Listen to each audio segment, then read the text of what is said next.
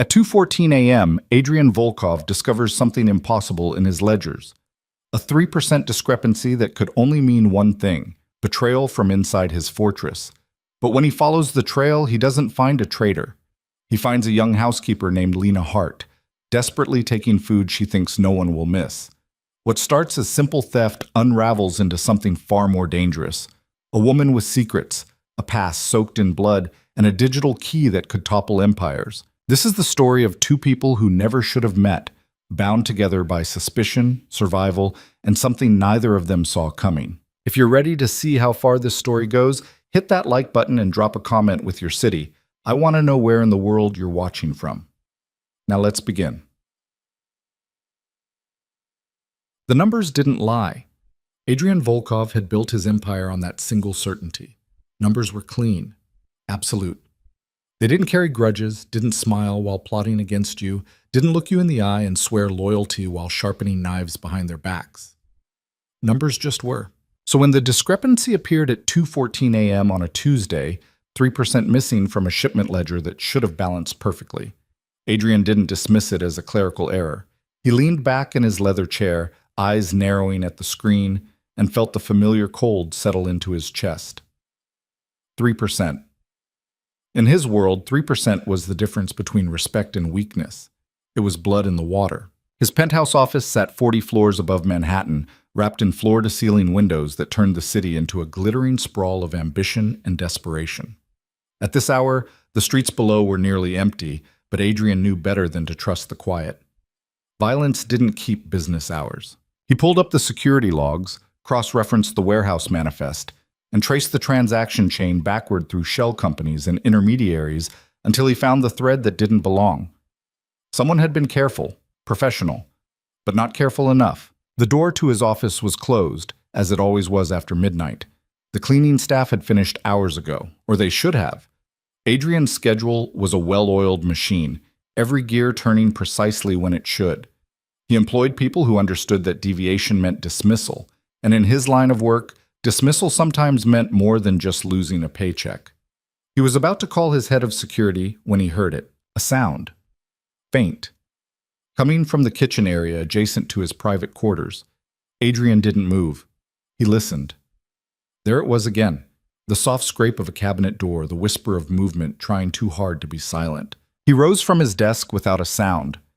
Years of surviving in a world where hesitation meant death had trained him to move like a shadow when necessary.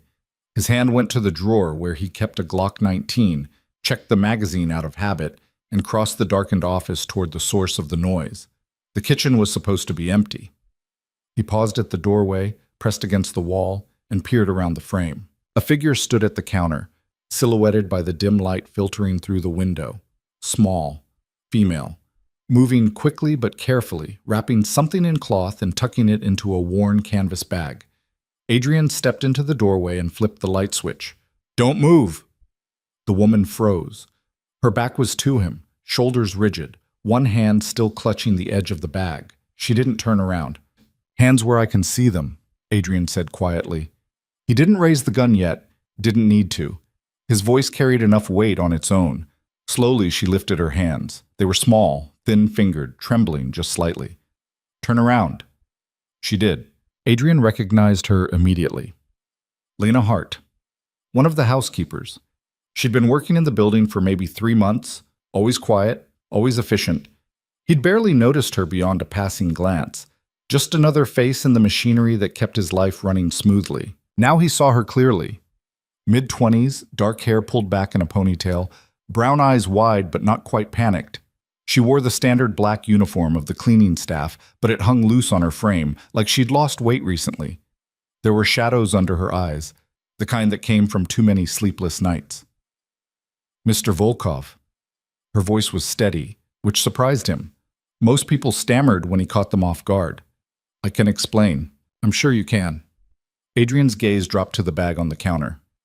"What's in the bag, Miss Hart?" She hesitated, just for a heartbeat. "Food," she said finally.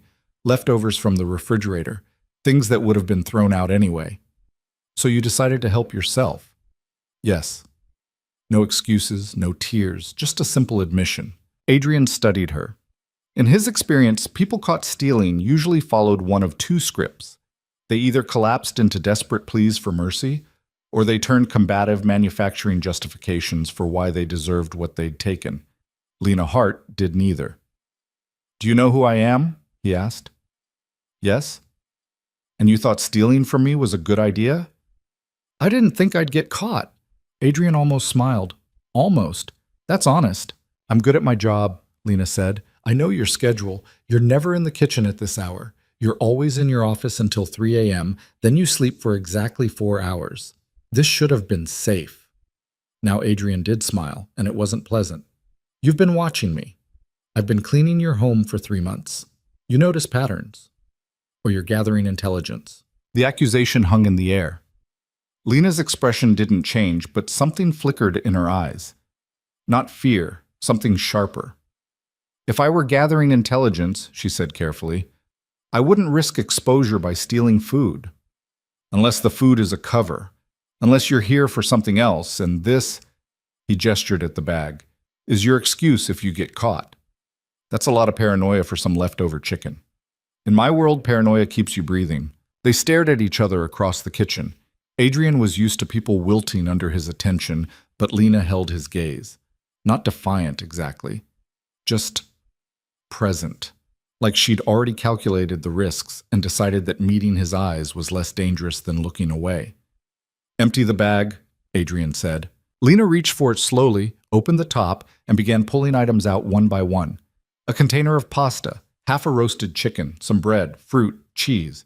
Nothing exotic, nothing that suggested espionage. "That's everything?" Adrian asked. "That's everything." "Why?" "Why what?" "Why risk your job, risk worse, for food you could buy at any grocery store?" For the first time, Lena looked away. Her jaw tightened. "Because grocery stores require money, and I don't have enough of it right now." "You're employed. You get paid." "Not enough." Adrian crossed his arms, gun still in hand but lowered. "You're going to need to do better than that." Lena took a breath. When she spoke again, her voice had lost some of its steadiness. "My neighbor is 83 years old. She has no family. Her pension doesn't cover rent and food both. I've been helping her. The food I take here, it goes to her." "You're stealing from me to feed your neighbor?" "Yes." Adrian watched her face for tells, the micro-expressions that revealed lies. He'd spent years learning to read people, to spot deception before it could hurt him. But Lena's face showed nothing except exhaustion and a stubborn sort of dignity that didn't fit someone caught red-handed. "Where do you live?" he asked. "The Bronx." "Rent?" $1,500 for a one-bedroom. I split it with my neighbor to help her out." "And your salary here?" Lena pressed her lips together. $2,000 a month. Adrian did the math instantly. $1,500 for rent, utilities, transportation, food for 2 people. The numbers didn't work. She was drowning slowly, trying to keep someone else's head above water. Why not let her starve? The question was brutal, but Adrian had never seen the point in softening hard truths. Why risk everything for someone else's survival? "Because someone has to give a damn," Lena said quietly, "and no one else does." Something in her tone made Adrian pause. It wasn't self-righteousness. It was resignation, the sound of someone who'd already lost too much to care about losing more. He should fire her, should have security escort her out, and blacklist her from every building in the network. Theft was theft, and mercy was a luxury he couldn't afford. But the discrepancy in his ledgers gnawed at him. 3%. And here was someone who noticed patterns, who watched schedules, who moved through his space invisible and unnoticed. "Tell me something," Adrian said. "In the 3 months you've worked here, what have you observed about this place?" Lena blinked. "I don't understand." "You said you notice patterns, so tell me, what have you seen?" She hesitated, clearly confused by the turn in conversation. But she answered, "You have meetings every Tuesday and Thursday at 11 p.m. Different men each time, but they follow the same routine. Elevator straight to your office, no stops. They leave within 90 minutes. No one else is allowed on this floor during those meetings." "Go on." "You receive deliveries at irregular intervals, always after business hours. The security team changes shift rotation before each delivery. And you personally inspect every shipment manifest, even for things you should trust your people to handle." Adrian's expression didn't change, but internally, he revised his assessment. She wasn't just observant, she was analytical. Why would I do that, he asked. Inspect personally when I have staff? Because you don't trust anyone completely, Lena said. Not even the people closest to you. And why would that be?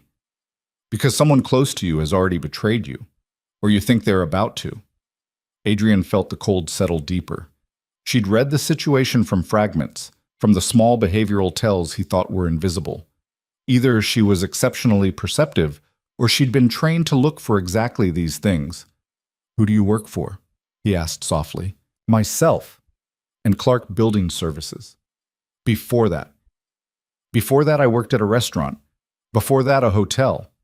Before that, I was in school. What did you study? Accounting. The word hit Adrian like a carefully aimed punch.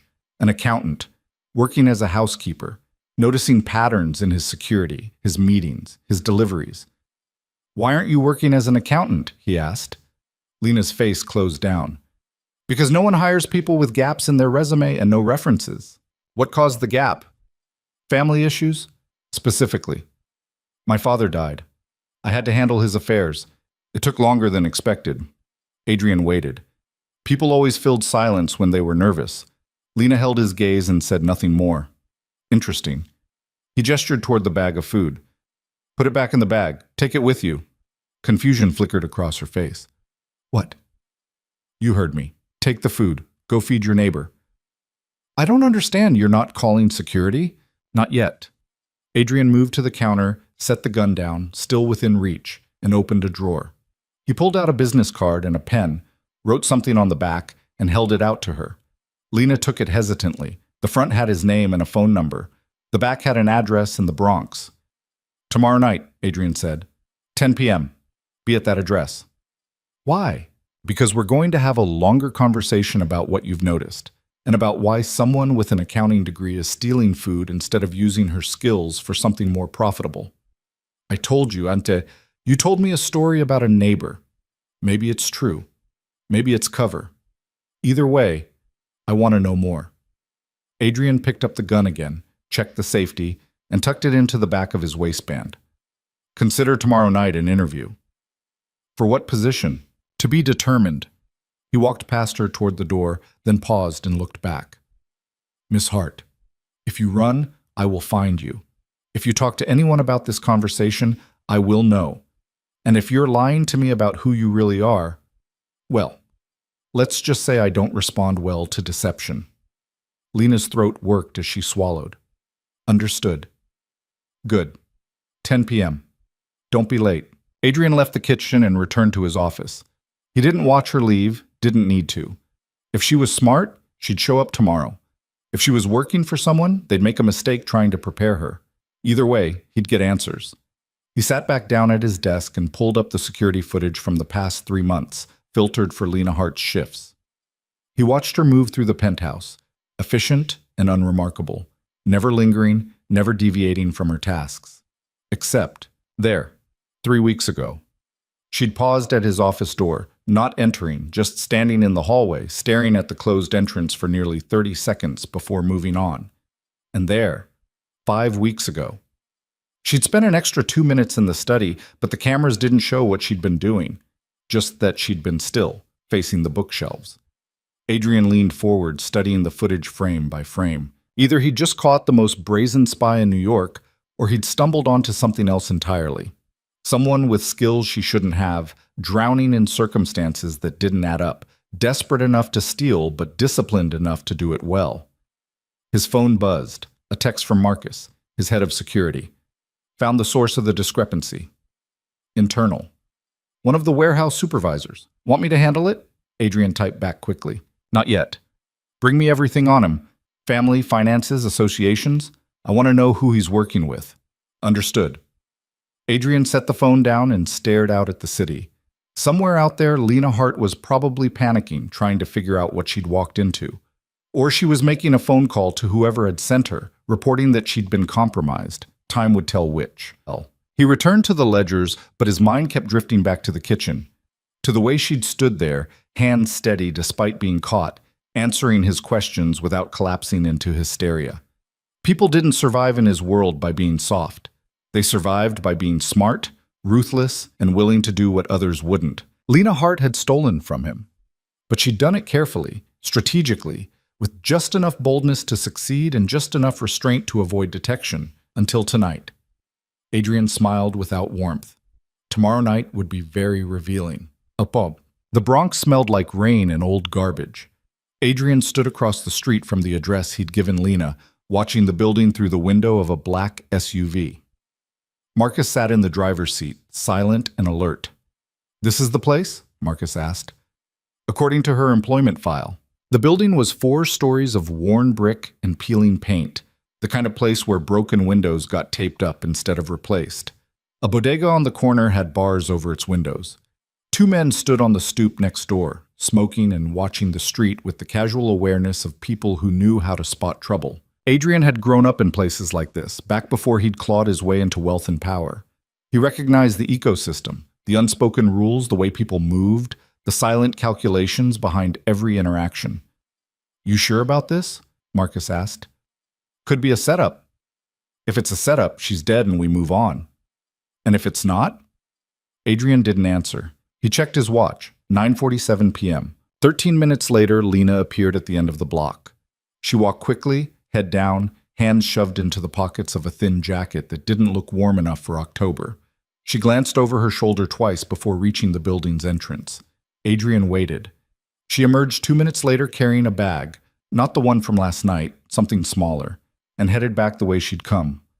"Follow her," Adrian said. Marcus started the engine and pulled into traffic, keeping 2 cars between them and Lena.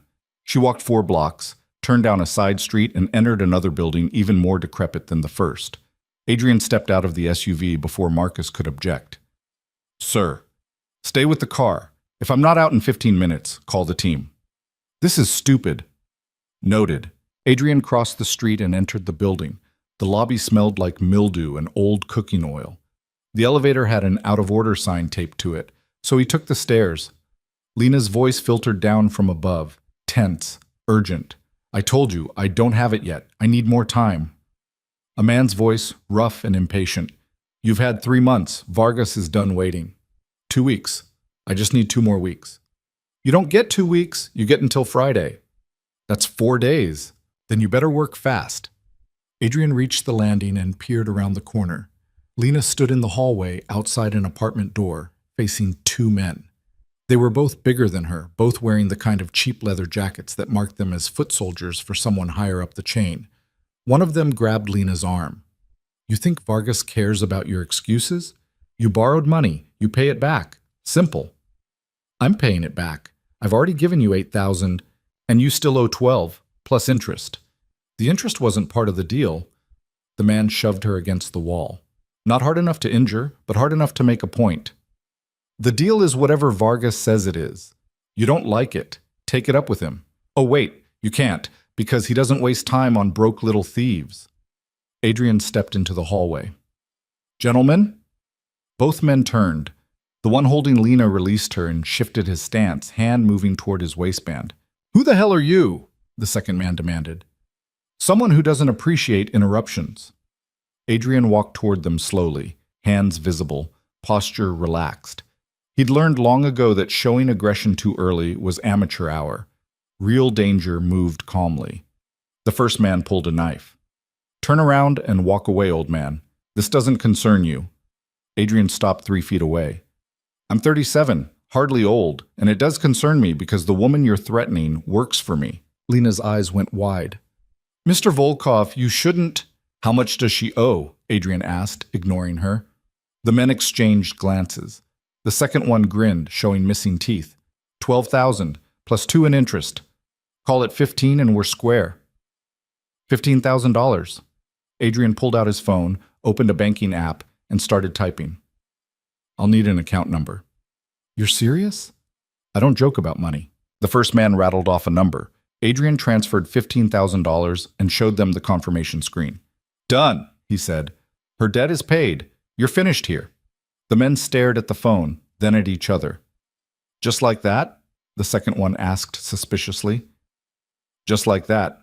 Unless you'd rather explain to Vargas why you turned down clean money." The The first man pocketed his knife. Yeah, okay, we're done. He jabbed a finger at Lena. You're lucky, sweetheart. Real lucky. They walked past Adrian toward the stairs. He waited until their footsteps faded before turning to Lena. She stood against the wall, face pale, looking like she might either cry or punch him. What the hell did you just do? She whispered. Solved a problem. You had no right. I had every right. You're in my employ. That makes you my responsibility. I don't need saving. Clearly. Adrian gestured toward the stairwell where the men had disappeared. You had that completely under control. Lena's hands balled into fists. You don't understand. That money, I was handling it. I had a plan. Your plan involved getting shoved against walls by loan sharks? My plan involved staying alive long enough to pay them back without... She stopped, jaw clenched. Without what? Lena looked away. Without anyone getting involved. Adrian studied her, the tension in her shoulders, the way she wouldn't meet his eyes. Who was the loan for? My father. I thought he was dead. He is. The loan was for his medical bills before he died. How much did you borrow originally? 20,000. And you've paid back 8. Yes. Adrian did the math. 20,000 at whatever predatory interest rate Vargas was charging, 8,000 repaid over 3 months. She'd been bleeding money trying to keep her head above water, stealing food because every dollar went toward the debt. Where's your father's estate? He asked. Lena laughed bitterly. Estate, right. He had nothing, less than nothing, just debts and... She stopped again. And what? Nothing. It doesn't matter now. Adrian stepped closer. Miss Hart, I just paid $15,000 to clear your debt. I think I've earned some honesty. Lena finally looked at him. Her eyes were red-rimmed but dry. He left me something, a storage unit. I haven't had time to go through it yet. It's probably just junk. Or it's something worth money. If it were worth money, he would have sold it before he died. Maybe. Or maybe he was protecting it. Lena shook her head. My father wasn't protecting anything. He was just lost. After my mother died, he couldn't hold anything together. Lost his job, lost the house, lost everything. By the time he got sick, there was nothing left to lose. Adrian heard the exhaustion in her voice, the weight of carrying someone else's collapse. He knew that weight. Had carried it himself once, a long time ago. Come on, he said. I'll drive you home. I can take the subway. Miss Hart, I just cleared a debt with people who don't forget faces. Until I'm sure they've actually backed off, you don't go anywhere alone. I've been handling them for months, and now you don't have to. Adrian turned toward the stairs. Are you coming, or do I need to make it in order? Lena grabbed her bag and followed, muttering something under her breath that sounded like profanity. Good. Anger was better than despair. Marcus drove them back to Lena's building in silence. Adrian watched the streets roll past, watched Lena sit rigid in the back seat, watched her carefully avoid looking at him. When they pulled up to her building, she reached for the door handle. Tomorrow, Adrian said. 9 a.m. Be at my office. Lena turned. Why? Because we're not done talking, and because you now owe me $15,000. Her face went white. What? Did you think that was a gift? You said you were solving a problem. I was, by transferring the debt from them to me, but I'm a much more reasonable creditor. Adrian leaned forward slightly. You're going to work off what you owe, and I'm going to figure out what to do with someone who has your particular skills. I'm a housekeeper. You're an accountant who notices things. There's a difference. Lena stared at him, caught between fury and fear. And if I refuse, then I'll assume you were lying about everything, and I'll treat you accordingly. The threat hung unspoken but clear.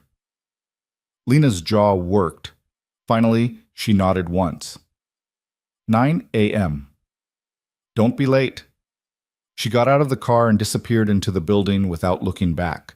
Marcus pulled away from the curb and caught Adrian's eye in the rearview mirror. You're taking a hell of a risk with her. Maybe. She could be running to whoever sent her right now. If someone sent her, they're playing a very long game. Adrian watched the city scroll past. But I don't think anyone sent her. I think she's exactly what she appears to be. Someone drowning who learned to steal because the alternative was worse.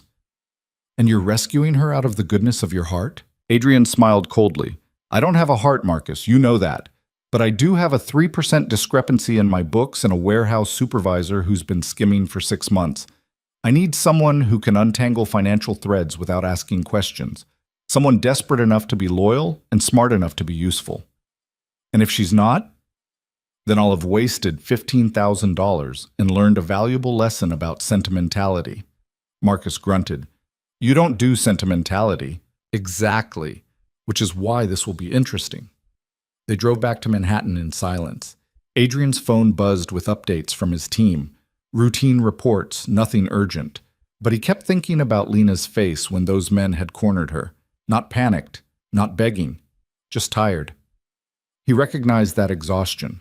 Had felt it himself, years ago, when he'd been clawing his way out of hell with nothing but rage and ruthlessness to keep him moving. The difference was, he'd never let anyone help him, had never trusted anyone enough to accept a hand up, because hands that lifted you could also shove you down. Lena Hart had looked at him tonight like she couldn't decide whether he was salvation or another kind of trap. Smart woman. Tomorrow would tell him which instinct was correct. Lena didn't sleep that night. She sat on the floor of her apartment, back against the wall, staring at the peeling paint on the ceiling and trying to figure out how her life had veered so completely off course in the span of 48 hours. 2 days ago, her biggest problem had been stretching her paycheck far enough to cover rent and keep Mrs. Chen fed. Now she owed $15,000 to a man who could probably make her disappear without anyone asking questions. The smart thing would be to run. Pack what little she had, catch a bus to somewhere far away, start over with a new name and a new story. She'd done it before, after her father died and the vultures started circling. Reinvention wasn't hard when you had nothing left to lose, except she did have something to lose now. Mrs. Chen. The old woman who'd taken Lena in when she'd shown up at this building 6 months ago with 2 suitcases and desperation written all over her face, who'd offered to split the rent, who'd shared meals and stories and never once asked questions Lena couldn't answer. Running meant abandoning her, and Lena had already abandoned too many people. At 6:30 a.m., she gave up on sleep, showered in water that never quite got hot, and put on the only professional clothes she owned, black slacks and a white blouse she'd bought at a thrift store for a job interview that had never materialized. She stared at herself in the cracked bathroom mirror and barely recognized the woman looking back. When had she gotten so thin? When had those shadows under her eyes become permanent? She left the apartment at 8, caught the subway to Manhattan, and arrived at Adrian Volkov's building with 20 minutes to spare. The lobby was different in daylight. Polished marble, expensive art on the walls, security guards who looked like they moonlighted as linebackers. Lena approached the front desk, and the guard there, a massive man with a shaved head and a scar along his jawline, looked her up and down with the kind of assessment that came from military training. Name, he said. Not a question. Lena Hart. I have an appointment with Mr. Volkov. The guard checked his computer, frowned, then picked up a phone. There's a Lena Hart here for Mr. Volkov. He paused, listening. Understood. He hung up and gestured toward the elevators. 40th floor, someone will meet you. The elevator ride felt longer than it should have. Lena watched the numbers climb and tried to slow her racing heart. She'd faced down loan sharks, dealt with her father's creditors, survived months of barely eating so Mrs. Chen wouldn't starve. She could handle one conversation with a man who'd bought her debt. The elevator doors opened and Marcus stood waiting. He looked exactly like what he was, a professional killer in an expensive suit. Miss Hart, he said without inflection. Follow me. He led her down a hallway lined with abstract paintings that probably cost more than she'd earn in a lifetime, stopped at a heavy wooden door, and knocked twice before opening it. Adrian's office was all glass and steel and expensive minimalism. He sat behind a desk that looked like it had been carved from a single piece of black wood, typing something on a laptop. He didn't look up when she entered. Marcus closed the door behind her and took up position beside it, silent, watchful. Lena stood in the middle of the room and waited. After 30 seconds that felt like an hour, Adrian closed the laptop and looked at her. His eyes were the color of slate, cold and measuring. Sit, he said, gesturing to the chair across from his desk. Lena sat. She kept her spine straight, her hands folded in her lap, and met his gaze without flinching. She'd learned a long time ago that showing fear just made predators hungrier. "Do you know what I do, Miss Hart?" Adrian asked. "You run a shipping company, import-export." "That's the simplified version. The truth is more complicated." "I imagine most truths are." Adrian smiled slightly. "I control distribution networks across the eastern seaboard, legitimate and otherwise. I employ over 300 people directly, and several thousand indirectly through shell companies and partnerships. My operation generates approximately $200 million annually." He leaned back in his chair. "I'm telling you this so you understand the stakes. In my world, trust is currency, and betrayal is expensive. I haven't betrayed you. Not yet. But you're an accountant who's been working as a housekeeper in my home for 3 months. That raises questions." "I told you why. You told me a story about your father's debts and a gap in your employment. But you didn't tell me what you were doing before the gap. You didn't tell me where you went to school. You didn't tell me why someone with your education ended up scrubbing floors." Lena's throat tightened. "Does it matter?" "Everything matters." Adrian opened a folder on his desk and pulled out a single sheet of paper. "Lena Marie Hart, born in Philadelphia. Mother died when you were 12. Father was Richard Hart, worked as a database administrator for a pharmaceutical company until he was fired 6 years ago. You attended Temple University on scholarship, graduated with honors in accounting. Worked for Morrison and Associates, a mid-tier accounting firm, for 18 months. Then you vanished from public record for 2 years. No employment, no tax returns, no credit activity. You reappeared 8 months ago in the Bronx under your real name, took a job with Clark Building Services, and started cleaning offices." He set the paper down and looked at her. "Want to fill in the missing pieces?" Lena felt her carefully constructed walls start to crack. "How did you get all that?" "I have resources. Answer the question." She could lie. Spin some story about family crisis and personal issues and hope he'd accept it. But Adrian Volkov didn't strike her as someone who accepted comfortable lies. "My father got sick," she said quietly. "Cancer. Stage 4. The insurance company denied most of his treatment claims, said his condition was pre-existing. He had maybe a year left. I quit my job to take care of him." "And the 2 years?" "He lived longer than expected. 18 months. After he died, I had to settle his debts. That took another 6 months. By the time I was ready to work again, no one wanted to hire someone with a 2-year gap and no references. So you became a housekeeper." "I became whatever I could. Restaurants, hotels, office buildings, jobs that didn't ask questions." Adrian studied her in silence. Lena forced herself to hold his gaze, to not look away, to not show how much it cost her to drag these pieces of her life into the light. "Your father left you something," Adrian said. "A storage unit." "What's in it?" "I don't know. I haven't had time to check. Make time. Today." "Why?" "Because I'm curious. And because if there's something valuable in there, it might explain why loan sharks were willing to float $20,000 to someone with no collateral." Lena blinked. She hadn't thought of that. Vargas didn't lend money out of kindness. He lent it because he expected to get paid back, with interest, which meant he thought she had access to something worth more than $20,000. "What if there's nothing?" she asked. "Then we move on. But I want to see for myself." Adrian stood. "Marcus will drive you. I'll meet you there in an hour. Where's the facility?" "Queens, near the airport." Text the address to Marcus. Adrian walked around the desk and stopped in front of her. "Miss Hart, I'm going to be direct with you. I paid off your debt because I think you might be useful to me. But usefulness requires trust, and trust requires transparency. If you lie to me, if you hide things from me, this arrangement ends badly. Do you understand?" "Yes." "Good. Go with Marcus. I'll see you in an hour." Lena stood on shaking legs and followed Marcus out of the office. She didn't look back at Adrian, didn't trust herself to keep her expression neutral if she did. In the elevator, Marcus handed her a phone. "Numbers already programmed. Text me the address." Lena typed it in with numb fingers and handed the phone back. "You scared?" Marcus asked. "Should I be?" "Depends on what's in that storage unit." "What if it's nothing, just old furniture and photo albums?" Marcus glanced at her. "Then you better hope Adrian's in a forgiving mood." They rode the rest of the way in silence. The storage facility was a squat concrete building surrounded by chain-link fence, The kind of place where people stashed things they couldn't bear to throw away but didn't want to look at.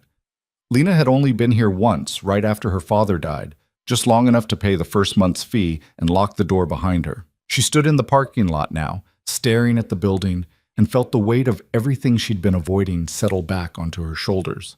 Marcus parked the SUV and checked his phone. Boss says he's 10 minutes out. We wait. I could go in and... We wait. Lena leaned against the vehicle and tried to remember what her father had said in those last days, when the morphine made him lucid for brief windows of clarity. He'd talked about her mother, about mistakes he'd made, about things he should have done differently. But he'd also said something else, something that hadn't made sense at the time. I left you the good stuff, Lena. The only good thing I ever made. It's all yours now. Don't let them take it. She'd assumed he was talking about memories, photographs, sentimental junk. Now she wasn't so sure. A black sedan pulled into the lot, and Adrian stepped out. He'd changed from the suit he'd worn earlier into dark jeans and a leather jacket that made him look less like a CEO and more like what he actually was, someone dangerous. Show me, he said without preamble. Lena dug the key out of her pocket and led them inside. The facility smelled like dust and old cardboard. Fluorescent lights flickered overhead. She found Unit 237, unlocked the door, and rolled it up. The space was maybe 10 feet by 10 feet, packed floor to ceiling with boxes and furniture covered in dusty sheets. Adrian stepped inside and pulled the sheet off the nearest item, a desk, scarred and old but solid wood. He opened the drawers methodically, checking each one. Empty. Start with the boxes, he said. Lena grabbed the nearest one and opened it. Books. Academic text on database architecture and software engineering. She set it aside and opened another. More books. Marcus pulled down a box from the top shelf. Got something here. He set it on the floor and opened it. Inside were old computers, not laptops, but desktop towers from at least a decade ago, the kind with more processing power than style. Adrian crouched beside the box and examined one of the towers. Your father worked with databases. Yes, for a pharmaceutical company, until they fired him. Why did they fire him? He wouldn't say, just that there was a disagreement about ethics. Adrian looked up sharply. Ethics. That's what he said. Marcus pulled down another box. This one was heavier.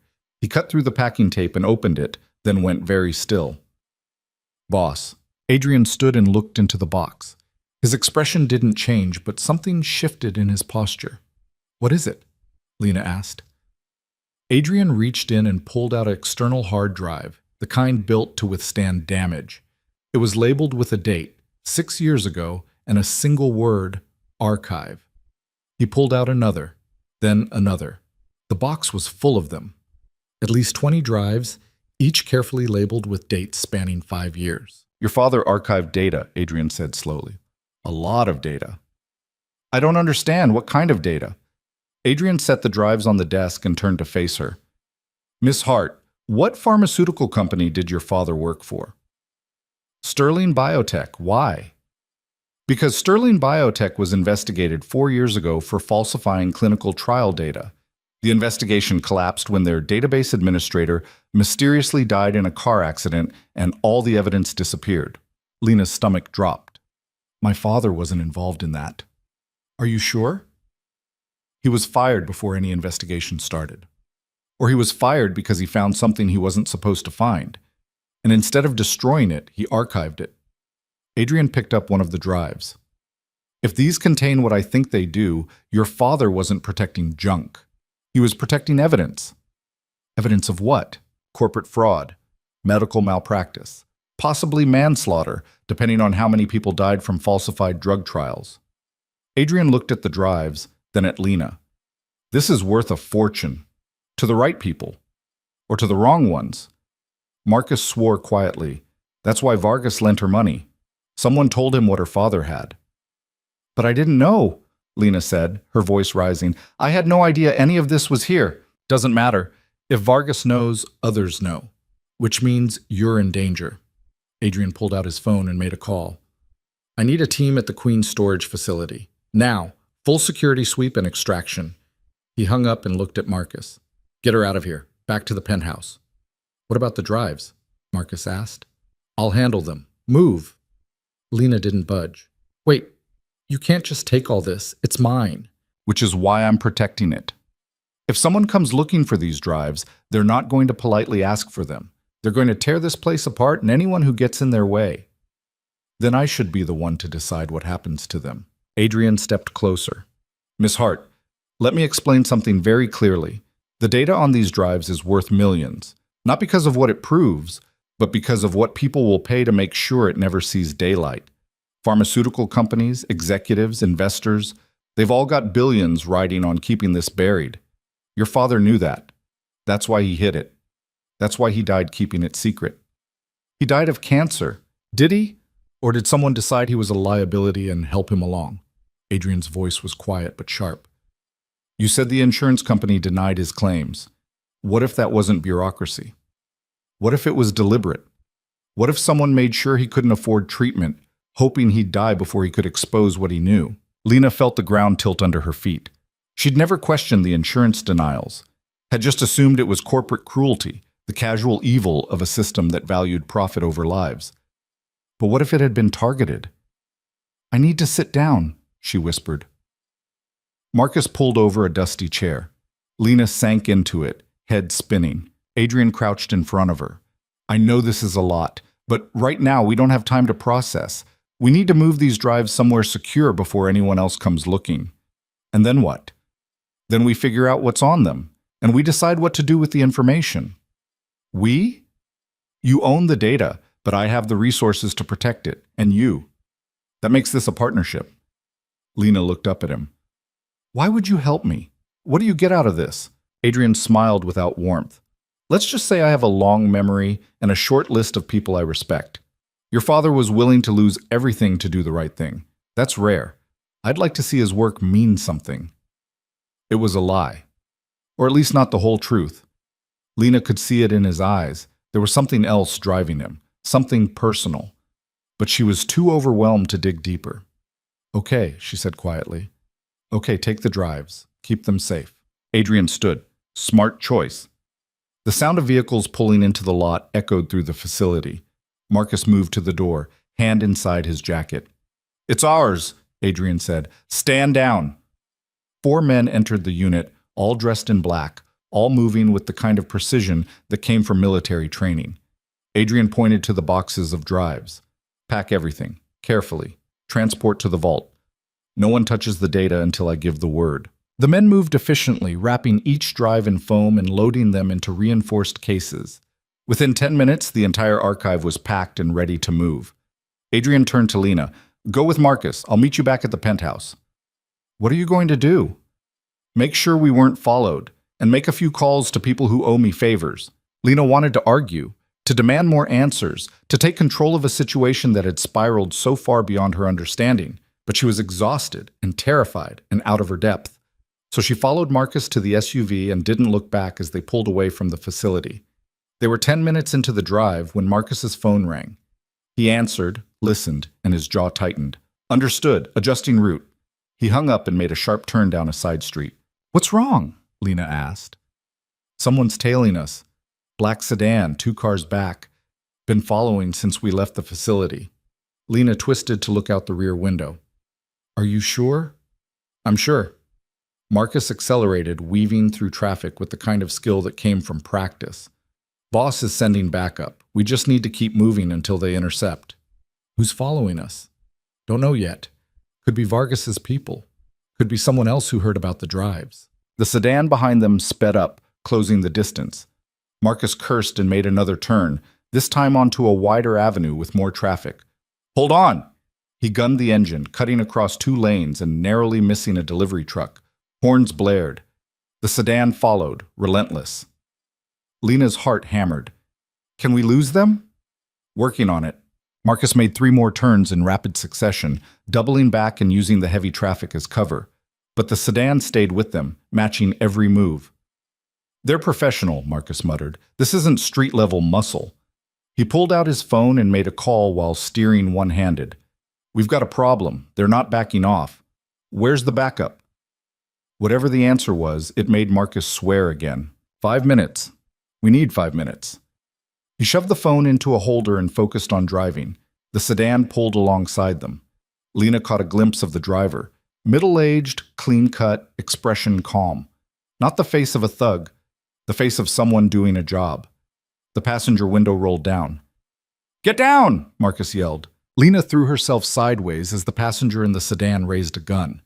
The first shot shattered the rear window. Marcus swerved hard, clipping a parked car and sending them into a skid.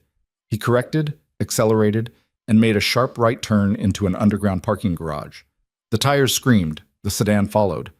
Marcus drove down 3 levels, tires squealing on the concrete, and then killed the engine behind a support column.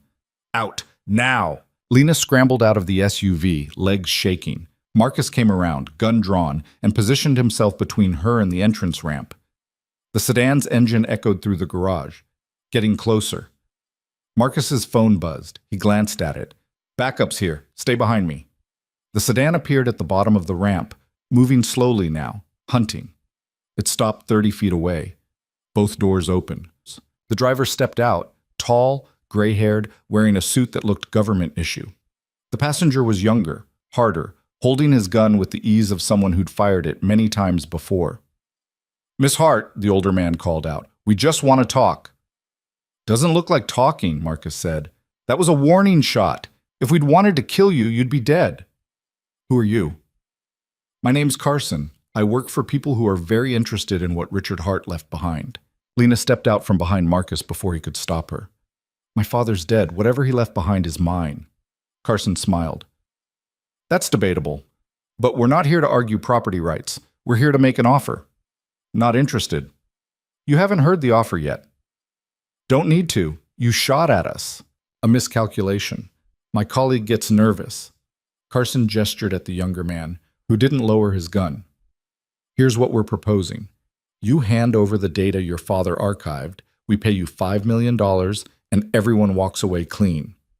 $5 million, Lena repeated. Cash. Untraceable. Enough to disappear and start over somewhere far from here. It was a fortune. More money than she'd ever imagined having. Enough to solve every problem, erase every debt, build a life without fear. But something in Carson's smile made her skin crawl. "And if I say no?" she asked. "Then things get complicated. People get hurt. You wouldn't want that." The sound of vehicles approaching echoed through the garage. Carson's expression flickered, just for a second, before smoothing back into calm. 3 black SUVs roared down the ramp and screeched to a stop, forming a barrier between Marcus and the sedan. Men piled out, all armed, all moving with coordinated precision. Adrian stepped out of the lead vehicle. "Gentlemen," he said pleasantly, "I believe you're trespassing." Carson's hand moved toward his jacket. Instantly, 6 guns swung to point at him. "I wouldn't," Adrian said. "You're outnumbered and outgunned. Walk away while you still can." "This isn't your business, Volkov. Miss Hart is under my protection. That makes it my business." Carson looked at Lena. $5 million. Think about it. You've got 48 hours. He and his colleague got back in the sedan, backed up the ramp, and disappeared. Adrian walked over to where Lena stood, visibly shaking now that the adrenaline was crashing. "You okay?" he asked. "They shot at us." "I heard. Marcus?" "I'm fine, boss." Adrian looked at Lena. "You're coming with me. No arguments." "Where?" "Somewhere safer than wherever you were planning to go." Lena wanted to protest, to insist she could handle herself, to reject the idea of needing protection.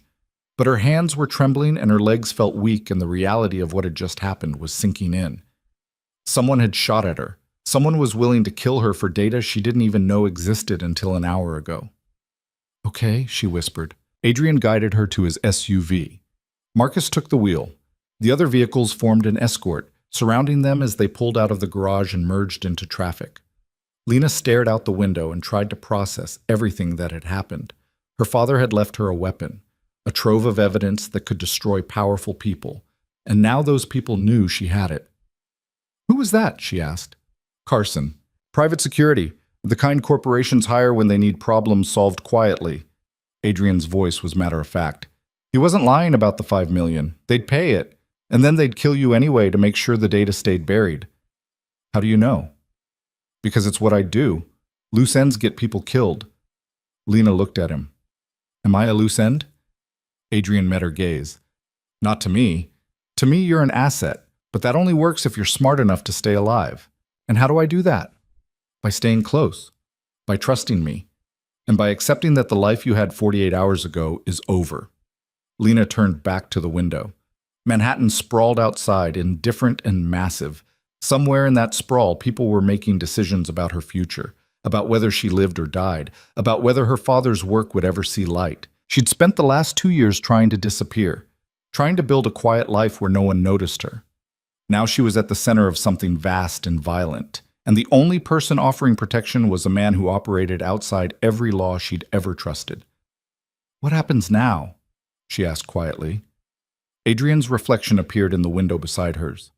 Now we find out what's on those drives, and then we decide how much damage we want to do. The penthouse felt different when you arrived as a prisoner instead of an employee. Lena stood in the middle of Adrian's living room while Marcus posted guards at every entrance and exit, turning the luxury apartment into a fortress. Through the floor-to-ceiling windows, Manhattan glittered 40 stories below, beautiful and unreachable. You'll stay in the guest room, Adrian said, already moving toward his office. Don't leave this floor without Marcus or one of my men with you. For how long? Until we figure out what we're dealing with. I have a job, rent, a neighbor who depends on me. Adrian stopped and turned. Miss Hart, someone just tried to kill you.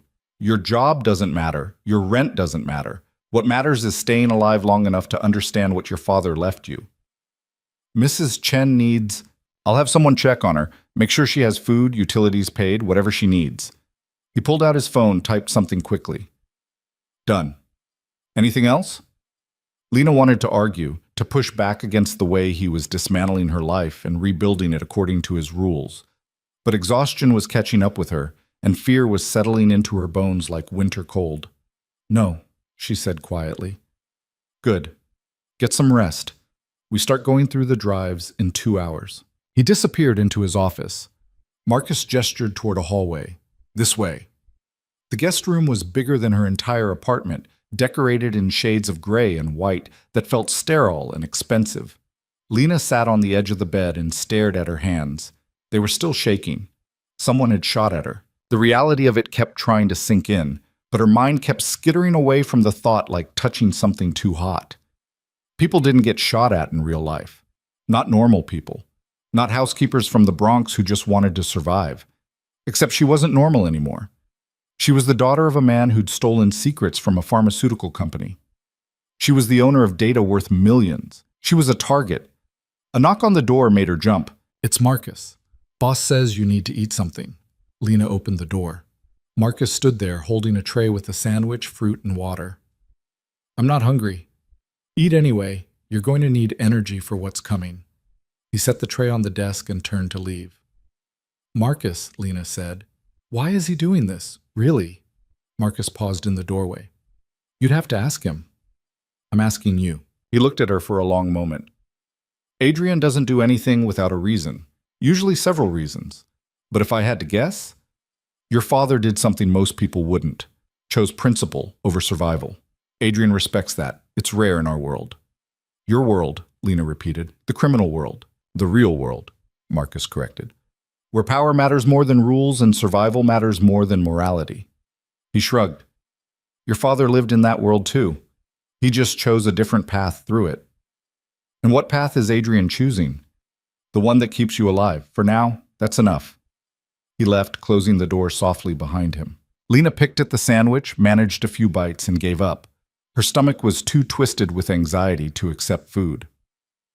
She lay back on the bed and stared at the ceiling, trying to remember details about her father's last months. Had he seemed paranoid, scared? Had he ever mentioned Sterling Biotech after getting fired? Nothing useful surfaced, just memories of him fading, getting weaker, the cancer eating him from the inside while she'd fought insurance companies and watched their savings evaporate. If someone had deliberately denied his treatment, if they'd killed him slowly through bureaucratic cruelty instead of bullets, that was murder. Cold and calculated and hidden behind paperwork. The thought made her want to break something. 2 hours later, Marcus knocked again. Boss wants you in the office. Adrian's office had been transformed into a command center. 3 large monitors sat on the desk, all displaying different data streams. A young woman with purple hair and multiple piercings sat at one of the computers, fingers flying over the keyboard. She looked up when Lena entered, assessed her with sharp green eyes, and went back to typing. "This is Riley," Adrian said. "She's going to help us access your father's files." "Help?" Riley snorted. "I'm going to do all the actual work while you stand around looking intimidating. That's what I pay you for. You pay me because I'm the best, and you know it." Adrian almost smiled. "Miss Hart, Riley is a digital forensics specialist. If there's data on those drives, she'll find it." Lena looked at the woman. She couldn't be older than 25, and tried to reconcile her appearance with the term specialist. Riley caught her expression. "I know. I look like I should be skateboarding in a parking lot, not cracking encrypted archives." "Disappointed?" "Surprised," Lena said. "Good. Surprised keeps people underestimating me, which makes my job easier." Riley gestured to a chair. "Sit. Tell me about your dad. What kind of security protocols did he use?" "I don't know. We didn't talk about his work much. Birthday, anniversary, pet names, any recurring numbers or phrases he used?" Lena thought. "He used my mother's name for a lot of passwords. Eleanor, sometimes with her birth year." "Okay, that's a start." Riley pulled up a screen showing one of the external drives. "These are military-grade hardware encrypted drives. Your dad wasn't messing around. He wanted this data protected." "Can you get in?" Adrian asked. "Can I?" Riley shot him a look. "Please. I once cracked a government server just to prove I could. This is going to take me maybe an hour, 2 if he was really paranoid." She was wrong. It took 45 minutes. The first drive unlocked with a combination of Eleanor's name and a date Lena recognized, her parents' wedding anniversary. Riley's fingers danced across the keyboard, bypassing security layers and diving into the file structure. "Holy hell," she breathed. "Your dad was thorough." "What's in there?" Lena asked. Riley pulled up a directory tree, hundreds of folders organized by date and project code. Database backups, email archives, clinical trial, documentation, financial records. She clicked through several files. "This is everything. Every transaction, every test result, every communication." He mirrored their entire system. Adrian leaned closer to the screen. "How long was he collecting this? Based on the date stamps?" 5 years. He started copying data the day he was hired. Lena's stomach dropped. "That's not possible. He wouldn't." "He absolutely would," Riley said. "This kind of systematic archiving? He went in planning to document everything. Either he knew something was wrong from the start, or he was smart enough to protect himself in case things went bad." Adrian pulled up a chair and sat down. "Show me the clinical trial data first." Riley navigated to a folder labeled Nexaprin_trials and opened it. Spreadsheets appeared, dense with numbers and medical terminology. "What am I looking at?" Adrian asked. "Patient data," Riley said. "Test subjects for a drug called Nexaprin. Looks like it was supposed to treat chronic pain." She scrolled through the files, frowning. "Except the results don't make sense." "How so?" "The early trial data shows significant adverse reactions, liver damage, cardiac events, 2 deaths. But the summary reports submitted to the FDA show completely different numbers. Someone scrubbed the bad results and replaced them with fabricated data." Lena felt sick. "People died?" "At least in the trials. If the drug made it to market..." Riley pulled up another set of files. "Oh no. It did make it to market. Nexaprin was approved 4 years ago. It's been prescribed to over 200,000 patients." The room went silent. Adrian's voice was very quiet. "How many deaths?" Riley typed quickly, pulling up news articles and medical reports. "Official count from the FDA investigation? 47 confirmed fatalities linked to the drug. Hundreds more with permanent organ damage. The drug was pulled from the market 18 months ago, but Sterling Biotech claimed the adverse events were statistical anomalies. They paid settlements, avoided criminal charges, and moved on." "Because the evidence disappeared," Lena said numbly. "Because the database administrator who had the evidence died," Adrian corrected. "Convenient timing." Lena's hands clenched into fists. "My father tried to stop this. That's why they fired him. That's why they killed him." "We don't know they killed him." "Yes, we do." Lena stood, pacing. "The insurance denials, the delays in treatment. They made sure he couldn't afford the care that might have saved him. And even if the cancer killed him eventually, They sped it up. They made sure he suffered. Adrian watched her carefully. What do you want to do about it? I want them destroyed. Everyone involved. I want them exposed and prosecuted and buried so deep they never see daylight again. That's a dangerous path. I don't care. You should. Sterling Biotech has lawyers, resources, political connections. Going after them means making powerful enemies. Lena turned to face him. I already have powerful enemies. Carson and whoever sent him. The people who shot at me today? What's a few more? Adrian stood and walked to the window, hands in his pockets, staring out at the city. If we release this data publicly, it'll cause chaos. Sterling's stock will crash. Executives will face criminal charges. Families of the victims will file lawsuits. It'll be years of legal battles. Good. But it'll also put a target on your back that never goes away. Everyone connected to Sterling will want you dead. Investors who lost money, executives facing prison, even victims' families might blame you for not coming forward sooner. My father couldn't come forward. He was dying. And now you have to decide if his death means something or if you're just going to get yourself killed for revenge. The words hit like a slap. Lena wanted to yell at him, to tell him he didn't understand, that this wasn't just about revenge. But part of her knew he was right. Anger was easy. Staying alive long enough to make a difference was harder. What would you do? She asked quietly. Adrian turned to look at her. I'd weaponize it. Use the data as leverage. Go to Sterling's competitors. Offer to sell it to them. Go to the executives. Offer to bury it for the right price. Extract maximum value and walk away rich. That's obscene. That's pragmatic. Your father's dead. Those 47 people are dead. Nothing you do will bring them back. But you could set yourself up for life with what you're sitting on. I don't want to be rich. I want justice. Justice is expensive, and it doesn't always feel as satisfying as people think. Riley cleared her throat. Oh, guys, we have a problem. They both turned. Riley's face had gone pale. What is it? Adrian asked. I just accessed your dad's email archive. She turned the monitor so they could see. He was in contact with someone at the Department of Justice, an investigator named Sarah Chen. They were planning to meet and hand over the evidence. When? Lena asked. 6 years ago, 3 days before your father was fired. Riley pulled up an email chain. He was going to be a whistleblower. Full immunity, witness protection, the whole thing. But the meeting never happened. Why not? Because the day before the scheduled meeting, Sarah Chen died in a car accident. The room went very cold. Adrian moved to the screen and read through the emails. This wasn't random. Someone knew about the meeting. Someone killed Chen and then went after your father. But they didn't kill him immediately, Lena said. They just destroyed his life, fired him, blacklisted him, made sure he couldn't work. Because they were looking for the evidence, Riley said. They knew he had copies, but they couldn't find them. So they watched him, waited for him to lead them to wherever he'd hidden the data. And he never did, Lena finished. He protected it until he died. Adrian pulled out his phone and made a call.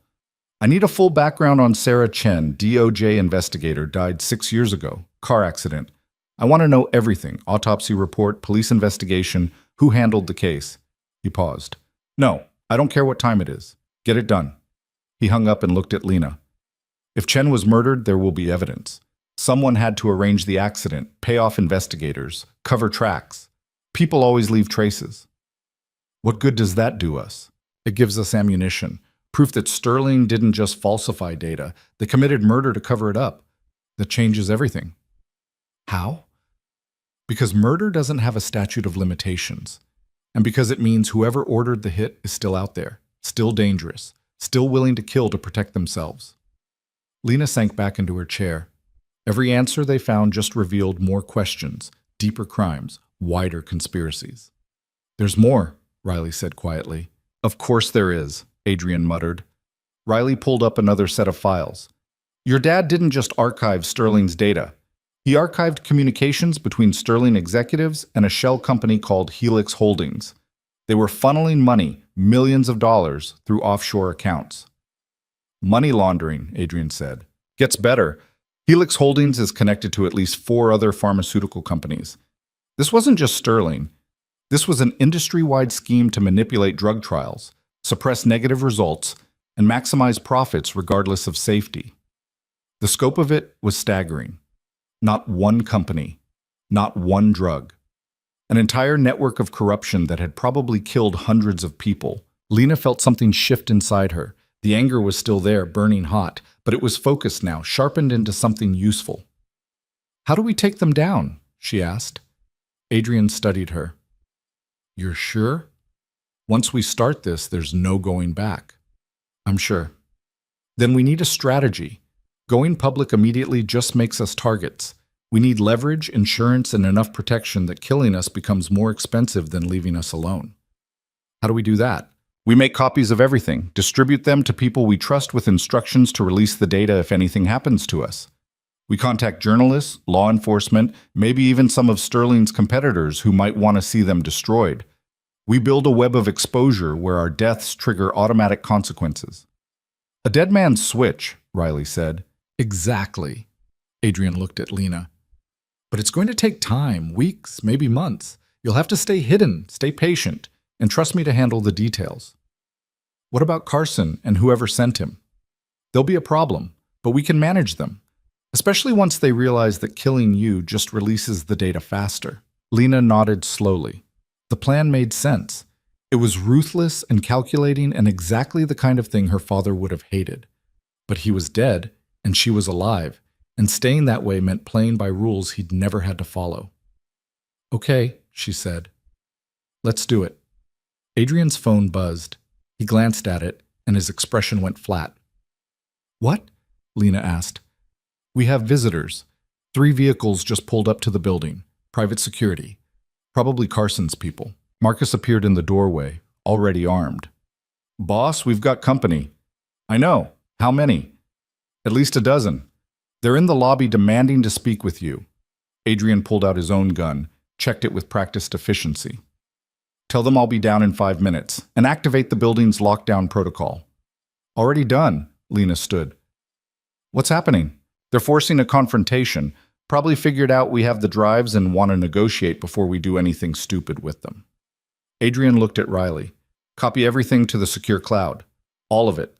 If this goes bad, I want backups in at least 3 locations." "On it." He turned to Lena. "You stay here. Do not leave this office. Do not open the door for anyone except Marcus or me." "You're going down there alone?" "I'm going down there with leverage." He gestured to the monitors.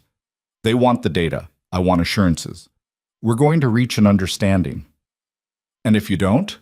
Adrian smiled, and it was the coldest thing Lena had ever seen.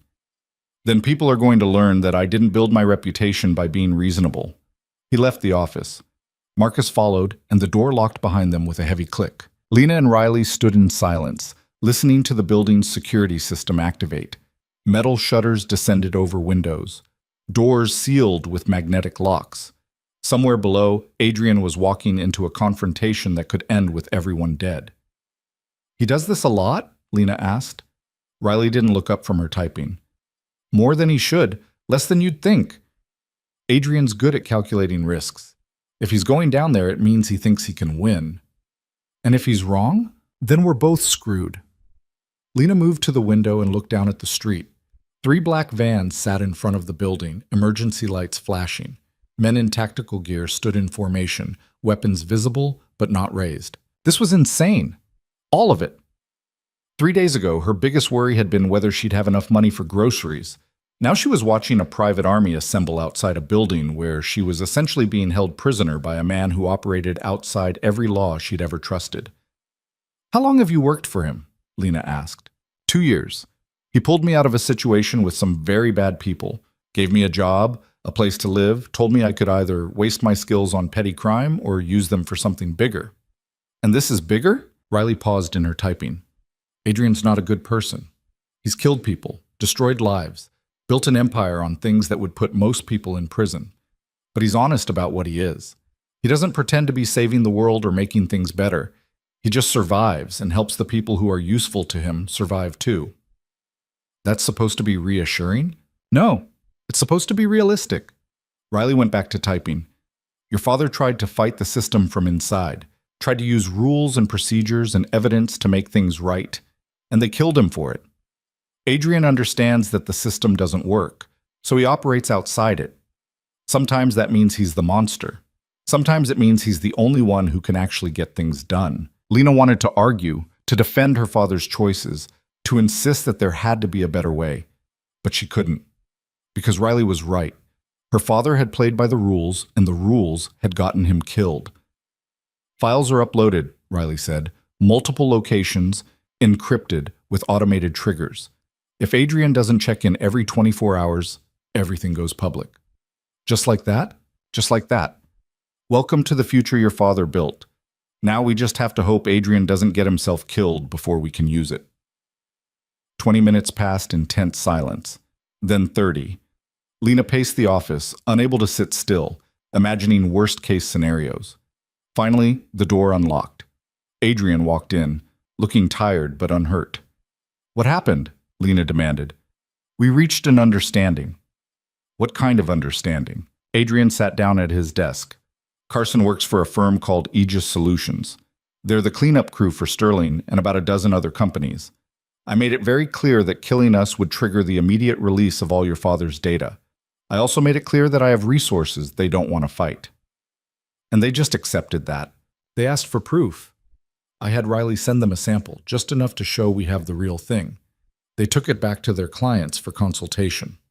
So what now? Now we wait. They have 48 hours to decide if they want to negotiate or escalate. Negotiate what? How much they're willing to pay to keep this quiet, or how much they're willing to risk to make sure it never sees daylight. Adrian leaned back in his chair. Either way, we're in a stronger position than we were 6 hours ago. Lena sat down, processing. "You're going to sell the data. I'm going to give you the option to sell it. This is your inheritance, Miss Hart. You get to decide what it's worth. It's worth 47 lives. More, if you count everyone who's been hurt by drugs that should never have been approved. Then put a price on that. Name a number that makes the last 6 years of your life worth it." Lena looked at him. "There is no number. My father died protecting this information because he believed it mattered, because he thought the truth was more important than money. And where did that belief get him? It got him killed by people who put profit over human life. Should I honor his memory by doing the same thing?" Adrian's expression didn't change, but something flickered in his eyes. Respect, maybe. Or recognition. "You're more like him than I thought," he said quietly. "Is that a compliment or an insult?" "It's an observation and a warning. Idealism is expensive in this world. It gets people hurt. Then maybe this world needs to change. Maybe. But not today. Today you need to stay alive. Tomorrow, we figure out how to make your father's death mean something without getting yourself killed in the process." Lena stood. "I want to see the rest of the files, all of them. I want to know exactly what we're dealing with." Adrian gestured to Riley. "Show her everything." Riley pulled up the directory and started walking Lena through the archives. Files upon files of evidence, years of documentation, proof of crimes that had killed people and ruined lives and made fortunes for executives who'd never faced consequences. It was overwhelming, damning, absolutely devastating. And somewhere in that mountain of data was the key to destroying the people who'd killed her father. Lena just had to figure out how to use it without getting killed herself. The 48 hours felt like 48 years. Lena barely slept. She spent the time poring through her father's files with Riley, learning the architecture of corruption he'd spent 5 years documenting. Every spreadsheet told a story. Every email revealed another layer of deliberate harm disguised as corporate strategy. By the second day, she could recite the names of executives who'd signed off on falsified data, the dates when negative trial results had been buried, the exact amounts paid to silence whistleblowers who weren't as careful as her father had been. Adrian came and went, handling business she wasn't privy to, taking calls in other rooms, maintaining the empire that kept them all protected. He didn't hover, didn't question her choices, just made sure she had what she needed and left her alone to process. Marcus rotated security teams through the penthouse in 8-hour shifts. Lena learned to recognize faces, learned which guards were former military and which were just street-smart muscle, learned that all of them answered to Adrian without question. On the evening of the second day, Riley looked up from her computer with dark circles under her eyes. "I found something." Lena's back ached from sitting too long. "What?" "Your dad embedded a video file in one of the archives. hidden in layers of encryption. Took me forever to crack it. She pulled it up on the screen. I think you need to see this. The video was grainy, clearly recorded on a laptop webcam. The timestamp showed a date 6 years ago, 2 weeks before her father was fired. Richard Hart appeared on screen, looking thinner than Lena remembered, but not yet sick. His eyes were clear, focused, determined. If you're watching this, Lena, then I'm gone. And I'm sorry. His voice cracked slightly. I'm sorry I couldn't tell you any of this while I was alive. I'm sorry I had to leave you with this burden, but I need you to understand what I found and why it matters. Lena's throat tightened. Riley reached over and squeezed her hand briefly before pulling back. Richard continued, I worked for Sterling Biotech for 5 years. Good salary, benefits, thought I was helping develop medicines that would save lives. Turns out I was helping them kill people for profit. They falsified clinical trial data for at least 7 different drugs. Nexaprin was just the worst of them. People died, Lena. Real people with families. And the executives knew. They knew and they didn't care because the profit margins were too good. He rubbed his face, exhausted. I tried to go through proper channels, reported it to my supervisor. He told me to keep my mouth shut or lose my job. I went to HR. They launched an internal investigation that went nowhere. So I contacted the Department of Justice. An investigator named Sarah Chen was going to help me. We had a meeting scheduled, and then she died in a car accident the day before. Richard's hands trembled slightly as he leaned closer to the camera. That's when I knew they'd kill me too if they found out what I had. So I kept copying data, kept archiving everything, and I hid it where they'd never think to look. In a storage unit under a name they wouldn't connect to me. I've been paying for it in cash for 5 years. He took a breath. I'm not a brave man, Lena. I should have gone public immediately. Should have risked everything to stop them. But I was scared. Scared they'd hurt you. Scared they'd destroy what little we had left after your mother died. So I just kept collecting evidence and hoping someone else would do the hard part. Tears were streaming down Lena's face now. She didn't wipe them away. But if you're seeing this, then I ran out of time. So now it's on you, and I know that's not fair. I know I'm asking you to risk everything for something that might not even matter. But those files contain proof of crimes that killed people, proof that could save lives if the truth comes out. What you do with that is your choice. I won't blame you if you bury it. I won't blame you if you sell it. I won't blame you if you just walk away. Richard's eyes were wet now, too. But I hope you'll be braver than I was. I hope you'll finish what I was too afraid to start. And I hope you'll forgive me for leaving you alone with this. I love you, sweetheart. I always have. And I'm so proud of the woman you've become. The video ended. Lena sat in silence, staring at the frozen image of her father's face. Riley quietly closed the laptop and left the room, giving her space. The tears came harder now, along with anger and grief and a desperate wish that he'd trusted her with the truth while he was still alive. They could have faced it together, could have made a plan, found help, done something other than let him die protecting secrets she didn't even know existed. But he'd been protecting her, keeping her ignorant so she couldn't be implicated, couldn't be targeted, couldn't be hurt by his choices. And now she had to decide if his sacrifice meant anything. She found Adrian in his office, sitting in the dark, staring out at the city lights. He didn't turn when she entered. I saw the video, she said. Riley told me. He wanted me to expose them. That's what he wanted. Your father wanted a lot of things. Doesn't mean they were realistic. Lena moved to stand beside him at the window. You think I should sell the data? I think you should protect yourself. Everything else is optional. What if I don't want to protect myself? What if I want to burn Sterling Biotech to the ground? Adrian finally looked at her. Then you need to understand what that actually means. Not the fantasy version where you're a hero bringing down corruption. The real version where you spend years in courtrooms, where lawyers tear apart your father's reputation to discredit the evidence, where Sterling's victims sue you for not coming forward sooner, where you become famous for all the wrong reasons and spend the rest of your life looking over your shoulder.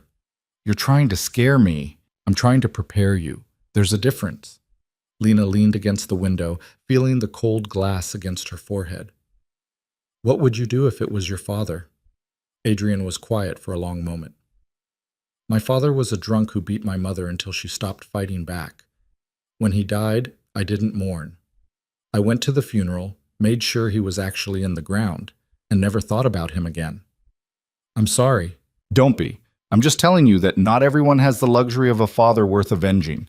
Yours was flawed, but he tried to do something right. That's more than most people can say. So you think I should expose Sterling? I think you should do whatever lets you sleep at night. Just be smart about it. Before Lena could respond, Marcus burst through the door. We have a problem. Adrian was on his feet instantly. What kind of problem? Carson's back. But he didn't come to negotiate. Marcus pulled up a video feed on his phone. He brought friends. The screen showed the building's underground parking garage. At least 20 armed men were moving through it in tactical formation, placing charges on support columns, cutting through security barriers. They're going to bring down the building, Adrian said flatly. Looks like it. We've got maybe 10 minutes before those charges blow. Evacuate the building, now. Get everyone out. What about you? I'm getting Miss Hart somewhere safe. You handle the evacuation. Marcus hesitated. Boss, there are too many of them. Even if we get out, they'll be waiting. Then we don't go out the front. Adrian moved to his desk, pulled out a drawer, and pressed something underneath. Part of the wall slid open, revealing a narrow passage. Service tunnel. Built it when I bought the penthouse. Exits 3 blocks away in a building I own. Of course you did, Lena muttered. Adrian grabbed a go bag from a closet, clearly packed and ready for exactly this kind of emergency.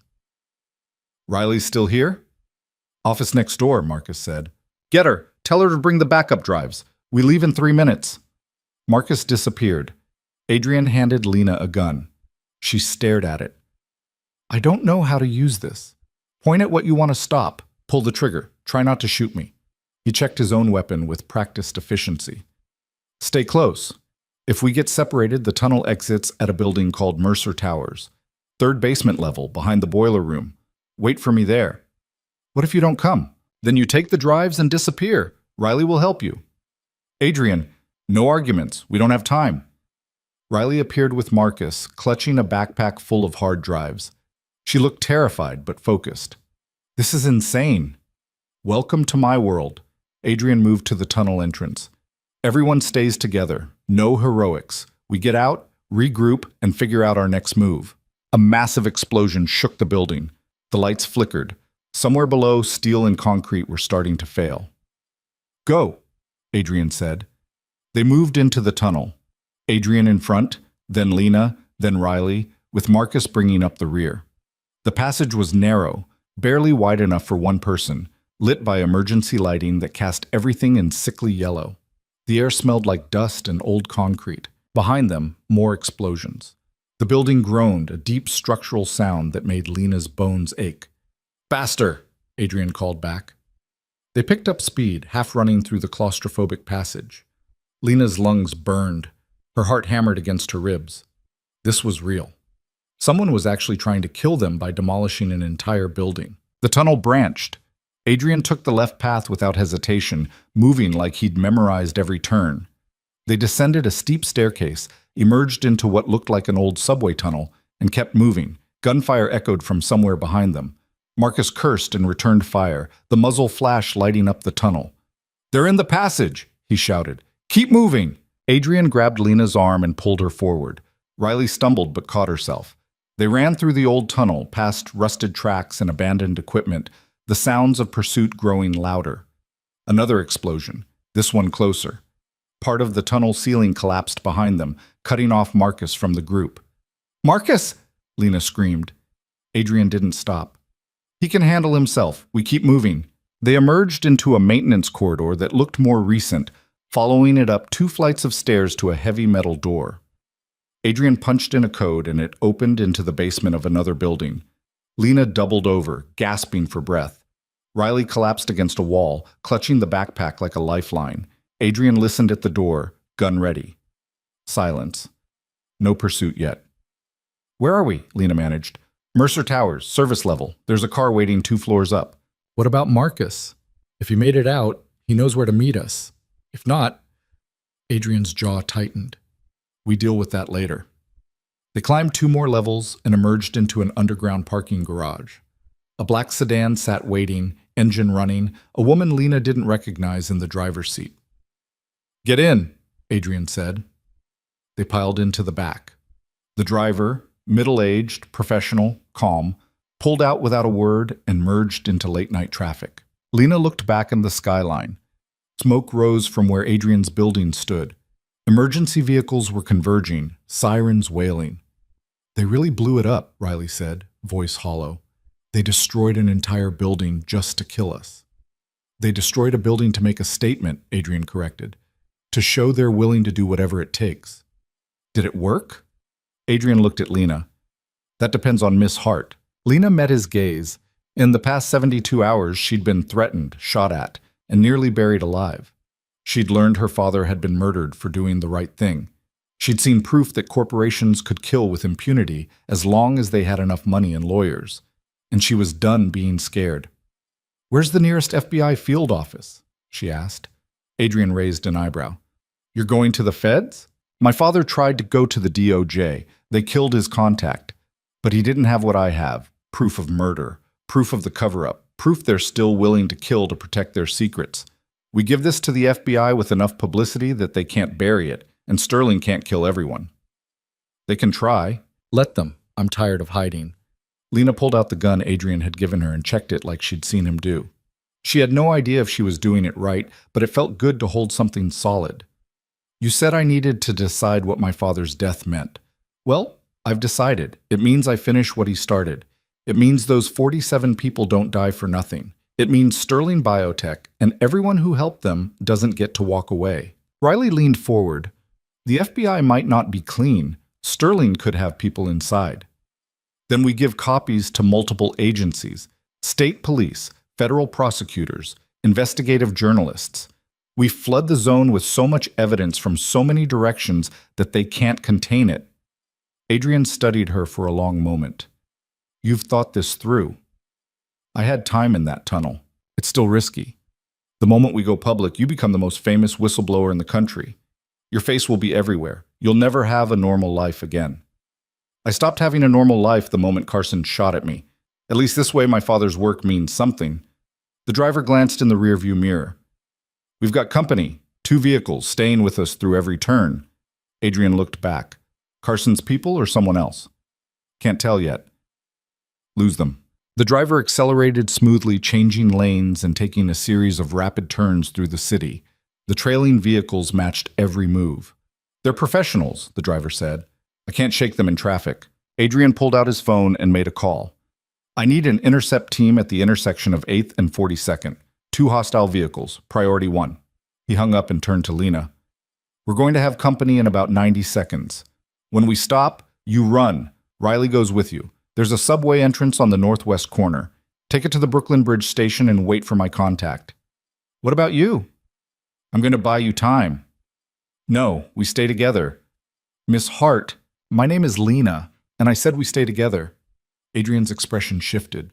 Surprise, maybe, or something close to respect. "You don't know what you're asking." "I know exactly what I'm asking. You've been protecting me for days. Now let me stand with you." Before Adrian could argue, 2 SUVs roared up alongside them. Windows rolled down. Gun barrels appeared. "Down!" the driver screamed. Everyone dropped as bullets tore through the sedan. Glass exploded. Metal shrieked. The driver swerved hard, clipped one of the SUVs, and sent it spinning into a parked car. The second SUV rammed them from behind. The sedan fishtailed, jumped the curb, and slammed into a storefront. The airbags deployed with explosive force. Lena's ears rang. Everything was smoke and confusion and the taste of copper in her mouth. Someone was pulling her out of the wreckage. Marcus, covered in dust and blood, but alive. "Move!" he shouted. She stumbled forward. Riley was already out, clutching the backpack, her face cut but functional. Adrian climbed out of the passenger side, gun in hand, and immediately started firing at figures emerging from the second SUV. "Subway entrance," Marcus pointed across the street. "Now!" They ran. Lena's legs felt like water, but adrenaline pushed her forward. Behind them, gunfire erupted. People screamed. The city that had seemed so indifferent suddenly became a war zone. They reached the subway entrance and plunged down the stairs. Marcus threw money at the turnstile attendant and they vaulted the barriers, running for the platform. A train was pulling in. They pushed through the crowd and dove through the closing doors just as their pursuers reached the top of the stairs. The train pulled away. Through the window, Lena saw Carson himself on the platform, phone to his ear, watching them escape. Marcus slumped against a pole, breathing hard. That was too close. You're alive, Lena said. I thought, takes more than a tunnel collapse to kill me. He looked at Adrian. Building's gone, boss. Total loss. Buildings can be replaced. Adrian checked his gun, reloaded with a fresh magazine. How many did we lose? Don't know yet. Evacuation order went out, but some people might not have made it. Adrian's face went hard. Then Sterling just escalated past money and into body count. That changes the game. The train rattled through the tunnel. Passengers stared at them. Bloody, armed, clearly running from something. A few people moved to other cars, most just pretended not to notice. New York survival instinct. Riley opened the backpack and checked the drives. Still intact, all of them. Good. Adrian looked at Lena. You still want to do this? Go public with everything? More than ever. Then we're going to need help. The kind of help that doesn't come cheap and doesn't ask questions. What kind of help? Adrian pulled out his phone and scrolled through contacts. I know a journalist, investigative reporter who's been trying to bring down pharmaceutical companies for years. She's relentless, doesn't scare easy, and she has contacts in law enforcement who might actually be clean. Can we trust her? As much as we can trust anyone. He made the call. It's Adrian Volkov. I have something you'll want to see. Evidence of corporate murder, fraud, and cover-up at the highest levels. Yes, I'm serious. Tomorrow night. I'll send you the location. He hung up. She's in. Just like that? She's been waiting for something like this her whole career. Now, we just have to survive until the meeting. The train pulled into a station. Marcus checked the platform. Clear. We should change trains, make sure we're not being tracked. They exited and moved through the station, switching to a different line, doubling back, taking precautions that felt paranoid but necessary. By the time they emerged back at street level, it was nearly dawn. Adrian led them to a building in Chinatown, up 3 flights of stairs to an apartment that looked abandoned. Inside was basic furniture, a landline phone, and nothing that could be traced. Safe house, he explained. One of several. We'll stay here until the meeting. Riley immediately set up one of the laptops and started checking news feeds. It's everywhere. Building collapse in Midtown. At least 12 dead, dozens injured. They're calling it a gas leak explosion. Of course they are, Adrian muttered. Your name's in the reports. Witnesses saw you leaving just before the blast. Police want to question you. Let them want. Lena sank onto a threadbare couch and finally let herself feel everything she'd been pushing down for the last hour. The fear, the rage, the sick realization that people had died tonight because Sterling wanted to silence her. This is my fault, she whispered.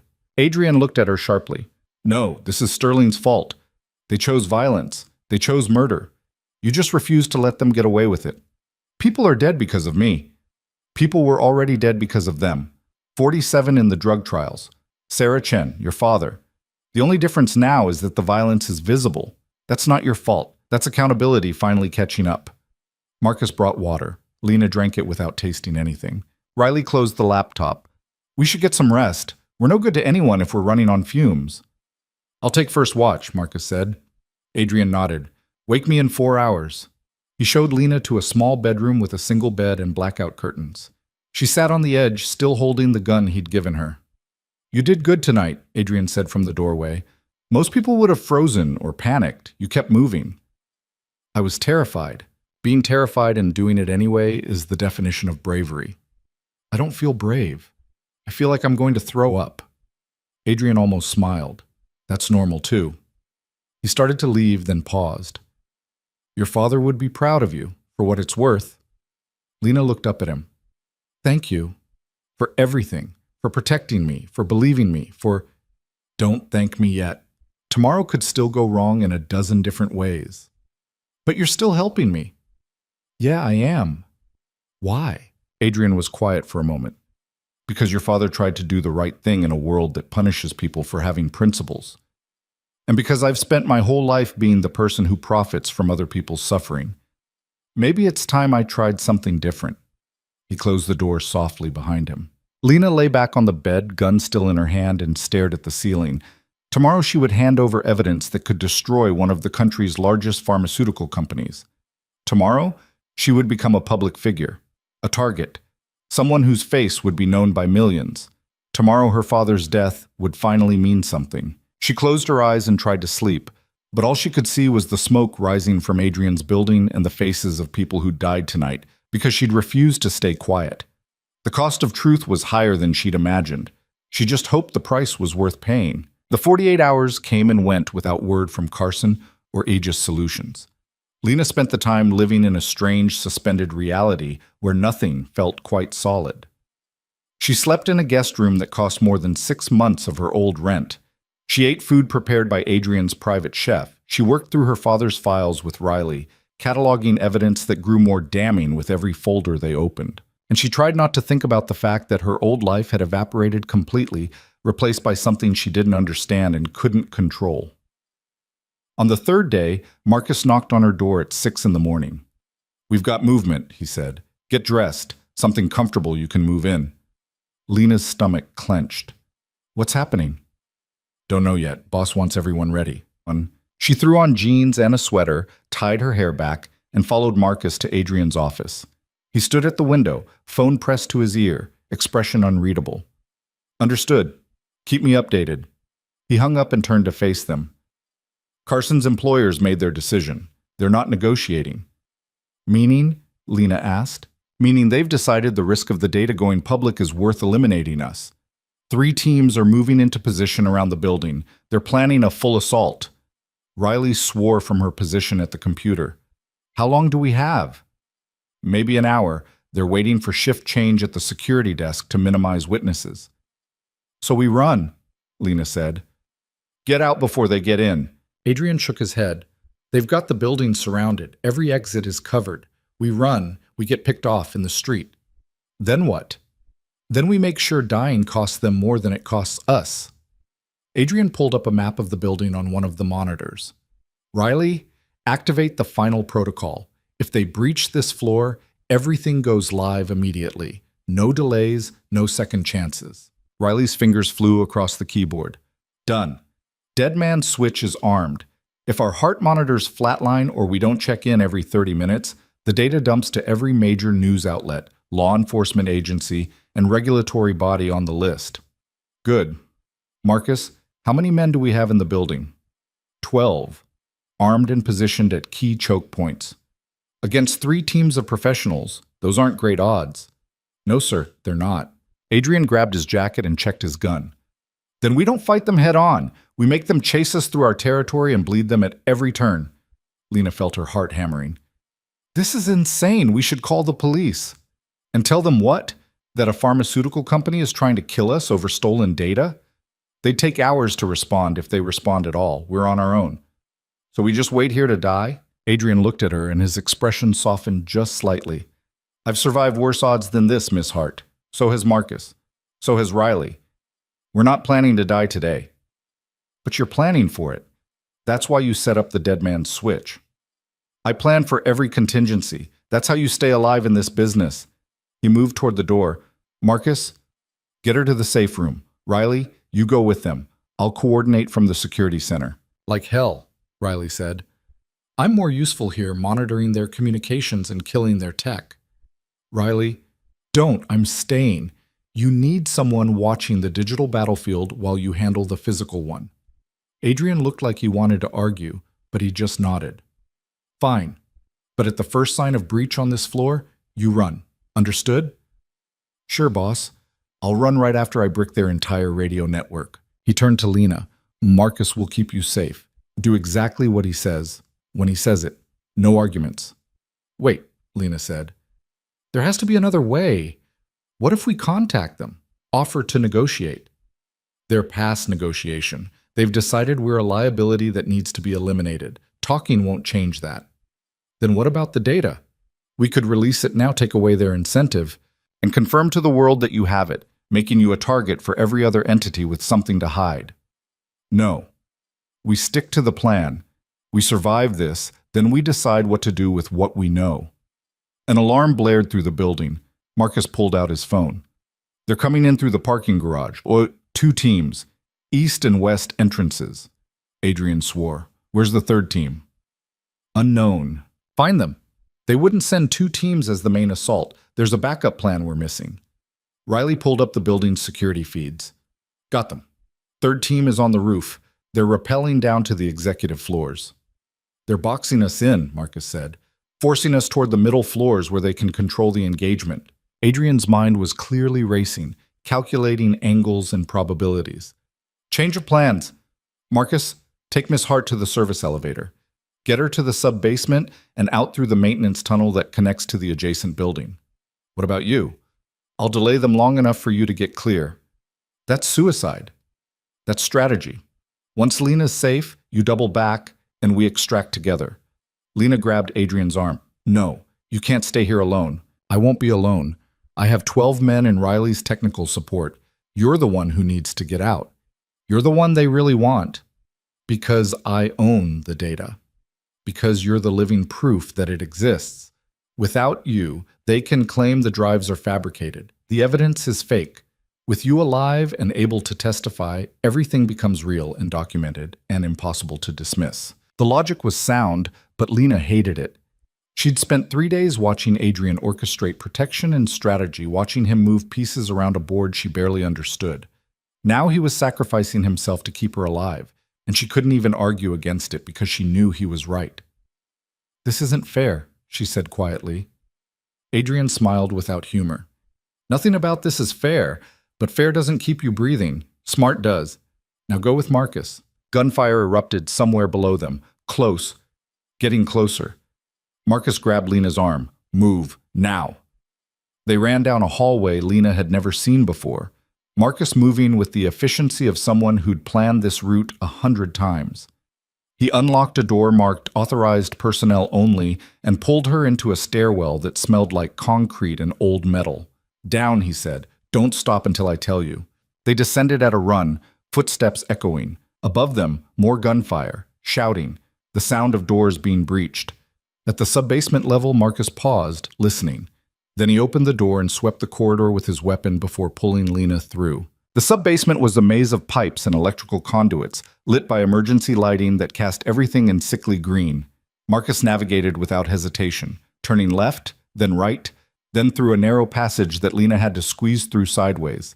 They reached a heavy metal door. Marcus punched in a code and it swung open to reveal a tunnel stretching into darkness. Maintenance access, Marcus said. Runs under the street to the building next door. Stay close and stay quiet.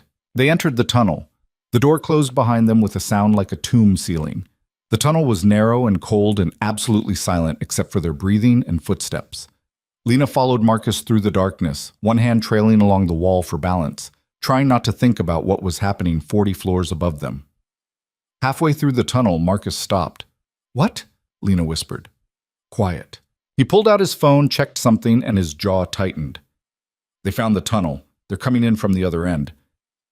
How is that possible? Someone gave them the building schematics. They knew about this exit. Marcus turned around. Back. We have to go back. But you said they're above us. Better odds fighting our way up than getting trapped down here. They ran back the way they'd come. Behind them, Lena heard voices echoing in the tunnel. Multiple people. Moving fast. They burst out of the tunnel entrance and Marcus immediately fired 3 shots down the corridor.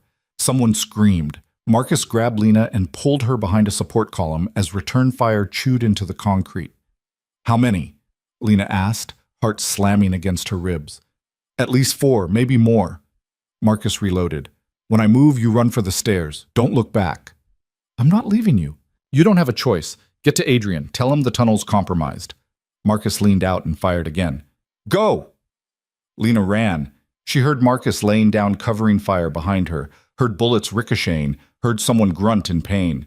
She hit the stairwell door and threw it open just as an explosion rocked the sub-basement behind her. The shockwave knocked her forward. She fell hard, ears ringing, dust and debris raining down. When she looked back, the corridor was filled with smoke and Marcus was gone. Marcus! She screamed. No answer. Lena wanted to go back, wanted to search the rubble, but she could hear footsteps coming through the smoke. Whoever had set that explosion was coming to finish the job. She forced herself up the stairs, legs shaking, vision blurred from the blast. Up and up, past the parking levels, past the lobby, climbing toward floors she recognized. Behind her, the footsteps followed, getting closer. At the 20th floor, Lena burst through a door and found herself in an office suite she'd cleaned 100 times. Cubicles stretched out in neat rows, all empty at this hour. She ran through them, looking for another stairwell, another exit, anywhere to hide. A hand grabbed her from behind. She spun, screaming, and found herself face to face with Carson. He smiled. "End of the line, Miss Hart." Lena kicked him in the knee as hard as she could. He grunted and his grip loosened enough for her to wrench free. She grabbed a desk lamp and swung it at his head. The impact made a satisfying crack and Carson stumbled backward, blood streaming from his temple. Lena ran. Carson's partner appeared from behind a cubicle wall, gun raised. Lena dove sideways as he fired, the bullet punching through a computer monitor inches from her head. She scrambled behind a desk, searching desperately for anything she could use as a weapon. Her hand closed on a letter opener.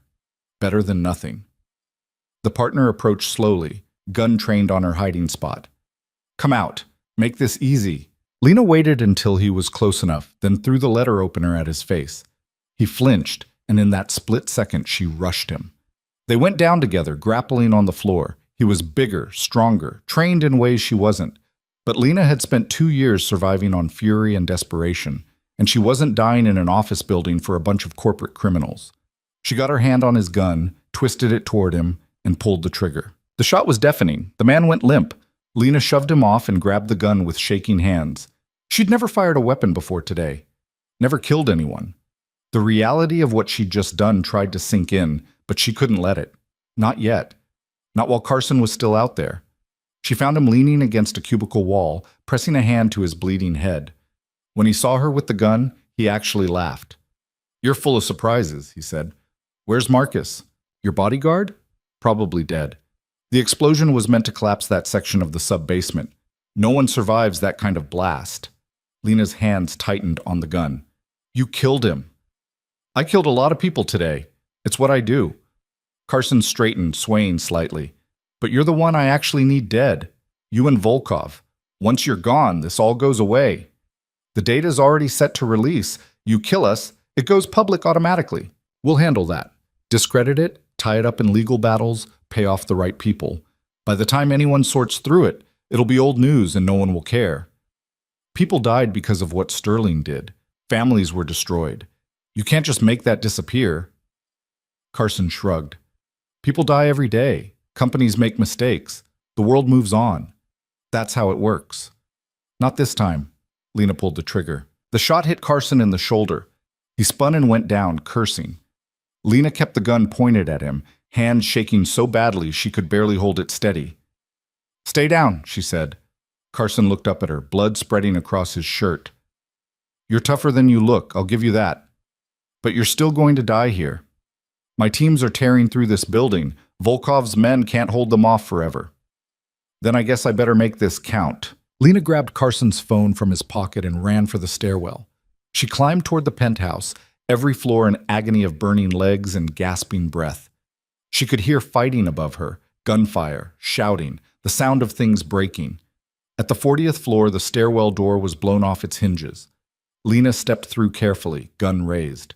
The hallway was a war zone. Bullet holes in the walls, broken glass everywhere, 2 bodies on the floor that she didn't recognize.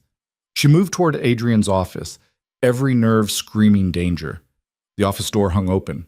Inside, Riley sat at the computer, blood streaming from a cut above her eye, fingers still typing frantically. "Riley!" The young woman looked up, relief flashing across her face. "Lena, thank God, where's Marcus?" "I don't know. There was an explosion?" Lena's voice cracked. "Where's Adrian?" "Security center. He's pinned down. They've got him surrounded." "How many?" "At least 6 of their people left.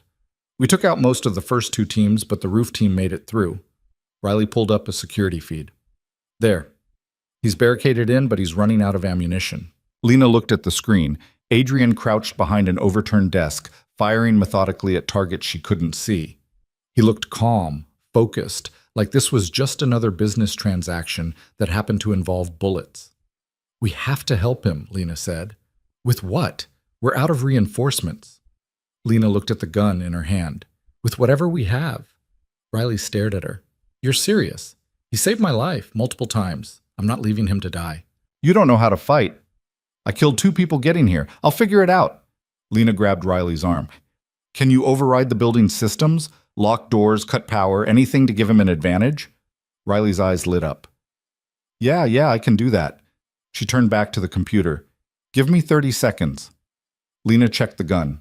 4 bullets left. Not great odds, but she'd survived worse in the last 3 days. Okay, Riley said. I'm cutting power to the security center in 3, 2, 1. The lights in the hallway flickered and died. Emergency lighting kicked in, bathing everything in red. Lena ran toward the security center, using the chaos to her advantage. She heard confused shouting from inside, someone yelling orders. She reached the door just as one of Carson's men backed out, trying to get a better angle on Adrian. She shot him in the back. The man fell, and Lena grabbed his rifle before he hit the ground. She'd never held one before, but the trigger was in the same place, and that was all she needed to know. She stepped into the security center. 5 men were positioned around the room, all focused on Adrian's barricade. In the red emergency lighting, they looked like something out of a nightmare. Lena fired. The rifle kicked harder than the pistol. Her first shot went wide, punching into a monitor, but it got their attention. All 5 turned toward her. Adrian used the distraction. He rose from behind the desk and fired 3 shots in rapid succession. 2 men went down. The remaining 3 split their fire between Lena and Adrian. Lena dove behind a filing cabinet as bullets tore through the air where she'd been standing. She heard Adrian moving, heard more gunfire, heard someone scream, then silence. Lena peered around the cabinet. 2 more bodies on the floor. 1 man left, and he was backing toward the exit with his gun trained on Adrian. Drop it, Lena said, stepping out with the rifle raised. The man turned, calculating odds. Lena could see it in his eyes. He was trying to figure out if he could shoot both of them before one of them killed him. He chose wrong. Adrian shot him twice. The man collapsed. In the sudden quiet, Lena and Adrian stared at each other across a room filled with bodies and broken equipment. You came back, Adrian said. You didn't really think I'd run, did you? I hoped you would. That was the smart play. I'm getting tired of smart plays. Lena lowered the rifle. Marcus is gone. The sub-basement explosion. I know, I saw the feed before they cut it. Adrian's voice was flat, emotionless. He saved your life. He saved both our lives. Adrian moved to the security monitors, most of them shattered, but a few still working. We need to sweep the building, make sure there aren't any more of them hiding. Adrian, not now. We clear the building first, mourn later. He was right, but Lena hated it. Hated the cold practicality, the way he could compartmentalize death like it was just another business setback. But she followed him through the penthouse, checking rooms, securing the floor. Riley was still at her computer when they returned. She'd wrapped her head wound with torn fabric from her shirt and looked like she'd aged 10 years in the last hour. Building's quiet, she reported. No movement on any of the cameras still working. I think we got them all. Police? Adrian asked. On their way. Someone in a neighboring building called in shots fired. We've got maybe 10 minutes before they arrive. Adrian holstered his gun. Then we work fast. Riley, dump the building's security footage to an encrypted drive. Everything from the last 3 hours. I want a record of who attacked us and why. Already done. Good. Scrub our personal files from the servers, anything that connects us to the data storage locations. Riley's fingers flew. Scrubbing now. Adrian turned to Lena. When the police arrive, you let me do the talking. We were attacked by unknown assailants. We defended ourselves. That's all they need to know. What about the bodies? The evidence? Self-defense is legal. We have security footage showing armed men breaking into my building and opening fire. We're the victims here. Are we? Adrian looked at her. Today we are. Tomorrow might be different. But right now we survived something we weren't supposed to survive. I'll take the win. Sirens echoed in the distance, getting closer. Riley stood from the computer. We're clean. Everything's backed up and encrypted. Even if they seize the servers, they won't find anything useful. Good work. Adrian's voice softened slightly. Get that head looked at when the paramedics arrive. I'm fine. You're bleeding. Get it looked at anyway. The next 2 hours were a blur of police, paramedics, and questions. Detectives arrived, then federal agents, then people in suits who didn't identify which agency they represented. Adrian handled them all with the same calm efficiency, answering questions without revealing anything useful. Lena sat in the back of an ambulance while a paramedic checked her for injuries. She had cuts, bruises, a possible concussion from the explosion. Nothing life-threatening, nothing that would kill her. Unlike Marcus. Unlike Carson's men. Unlike all the people who died because of Sterling Biotech's greed. A detective approached, middle-aged, tired-looking, carrying a notepad that had seen better days. "Miss Hart? I'm Detective Morrison. I need to ask you a few questions." Lena nodded numbly. "Can you tell me what happened here today?" "We were attacked. Men with guns. They tried to kill us." "Why would someone want to kill you?" Lena looked at Adrian, who stood nearby talking to federal agents. He caught her eye and gave the smallest shake of his head. "I don't know," Lena said. "You'd have to ask them." "We can't. They're all dead." "Then I guess we'll never know." Morrison studied her. "You're not telling me everything." "I'm telling you what I know. People tried to kill me. I defended myself. That's what happened." "And the data? The information your father left you?" Lena went cold. "How do you know about that?" Morrison pulled out a card and handed it to her. "Because we've been investigating Sterling Biotech for 2 years, and we've been looking for your father's evidence the entire time." Lena looked at the card. FBI, White Collar Crime Division. "Sarah Chen," Lena said quietly. "She was one of yours." Morrison nodded. "She was my partner. She died 6 years ago trying to meet with your father. We've suspected it was murder ever since, but we could never prove it."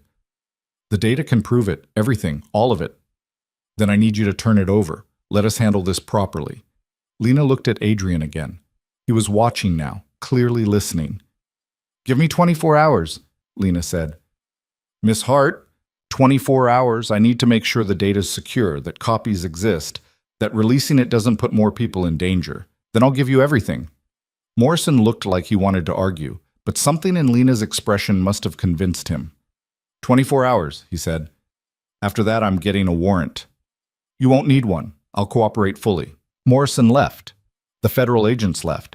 Eventually, even the police cleared out, leaving crime scene tape and numbered evidence markers scattered through the building. Adrian, Riley, and Lena sat in what remained of the office and watched dawn light creep across the Manhattan skyline. "Marcus had a sister in Boston," Adrian said quietly. "I'll make sure she's taken care of. Financially, whatever she needs." Riley wiped her eyes. "He was a good guy. Didn't deserve to go out like that." "No one deserves it," Adrian said. "But he died protecting someone, which is more than most people get." Lena stood and walked to the window. The city below was waking up, oblivious to the battle that had just been fought 40 floors above the street.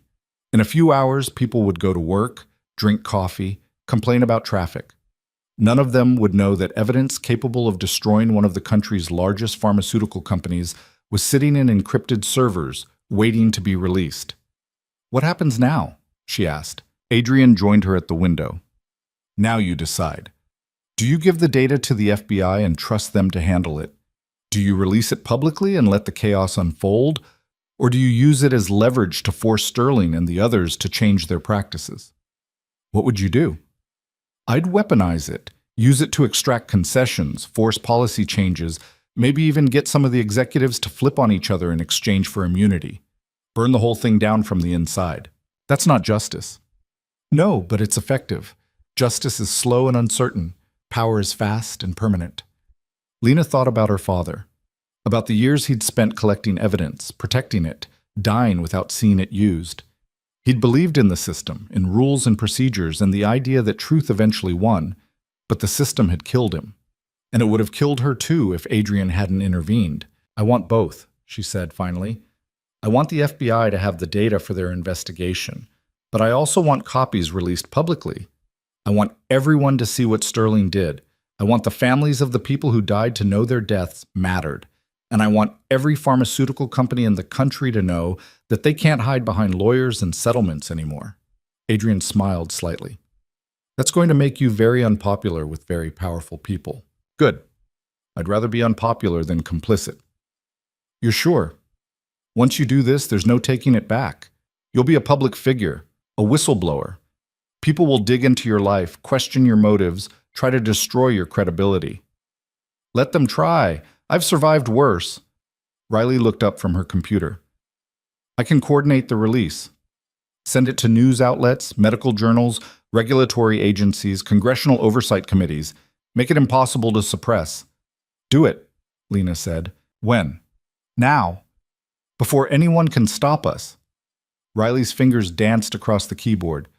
Releasing in 3, 2, 1. She hit enter with a dramatic flourish. Done. The world's about to get very interesting. They stood in silence, watching the city wake up. Somewhere out there, journalists were opening emails. Investigators were reviewing files. Families who'd lost loved ones to Nexaprin were about to learn that their deaths had been preventable, that executives had known and profited anyway. It was going to be chaos.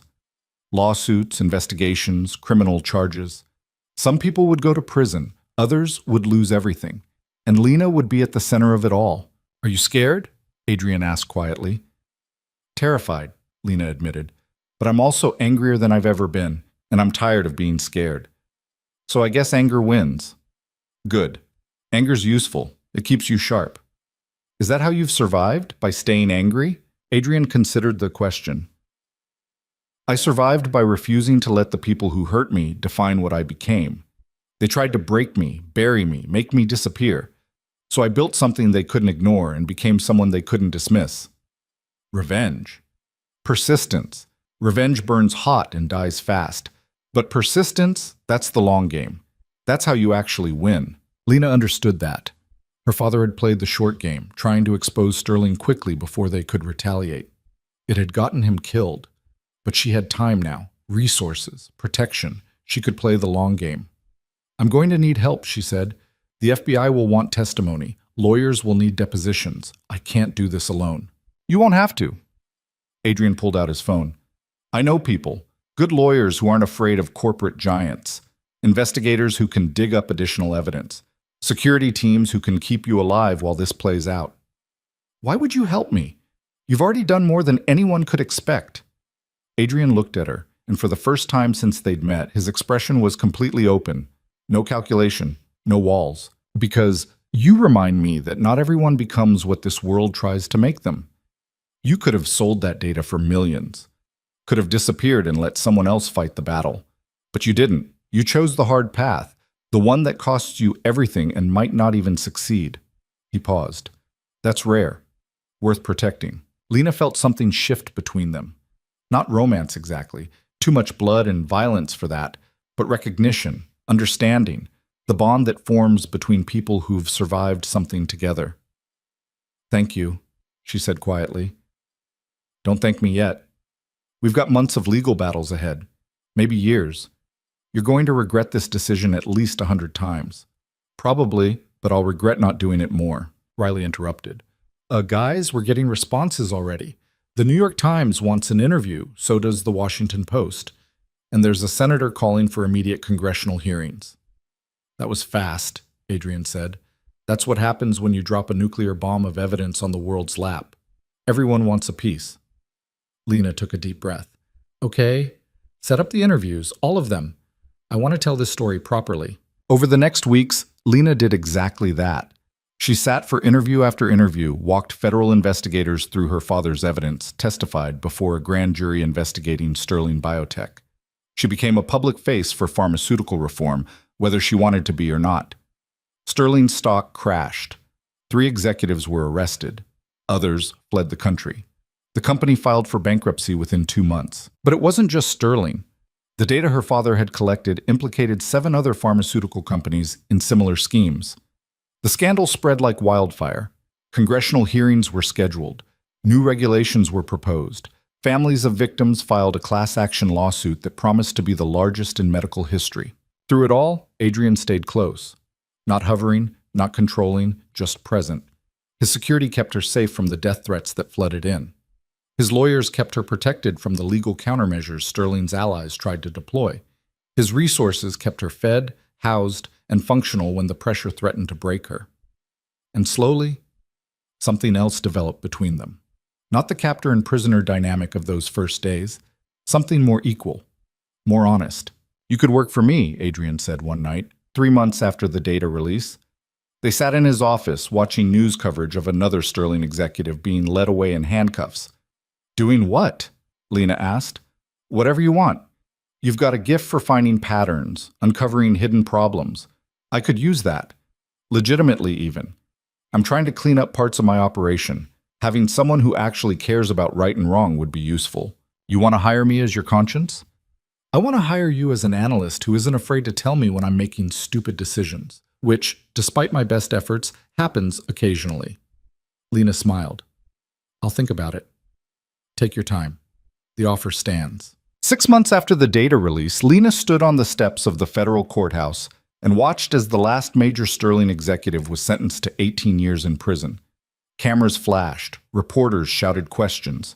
Somewhere behind the crowd, Adrian waited in an unmarked car, ready to extract her when this circus got too overwhelming. A woman approached, elderly, hunched with grief, carrying a photograph of a young man. "My son," she said, holding up the picture. "He died from Nexaprin 2 years ago. The doctor said it was his heart, that it was just bad luck. But it wasn't, was it?" Lena looked at the photograph. A smiling young man, maybe 30, full of life. "No," she said quietly. "It wasn't luck. I'm sorry." The woman touched Lena's hand. "Thank you for telling the truth, for making them pay. My son didn't die for nothing now." She walked away and Lena felt tears she'd been holding back for months finally break free. All those people, all those families. Her father had tried to save them and died in the process. But the evidence he'd protected had finally done what he'd hoped. It had exposed the truth and forced consequences. It didn't bring anyone back, didn't erase the pain, but it meant something. That night back at the penthouse, Lena found Adrian on the balcony overlooking the city.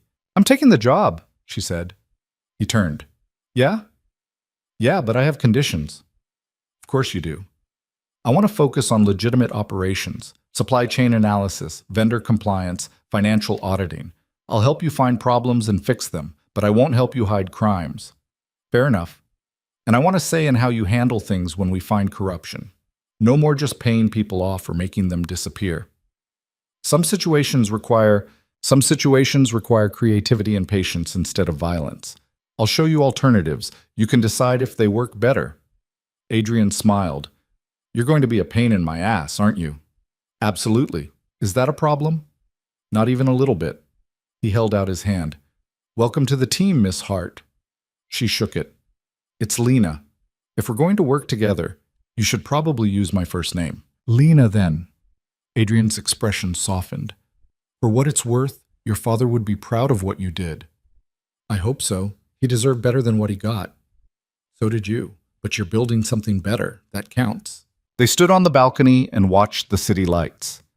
Below them, millions of people lived their lives, most of them never knowing how close they'd come to being casualties of corporate greed, because one man had collected evidence, and his daughter had refused to let his death be meaningless. Lena thought about the journey from that night in Adrian's kitchen, stealing food, desperate and drowning, to this moment.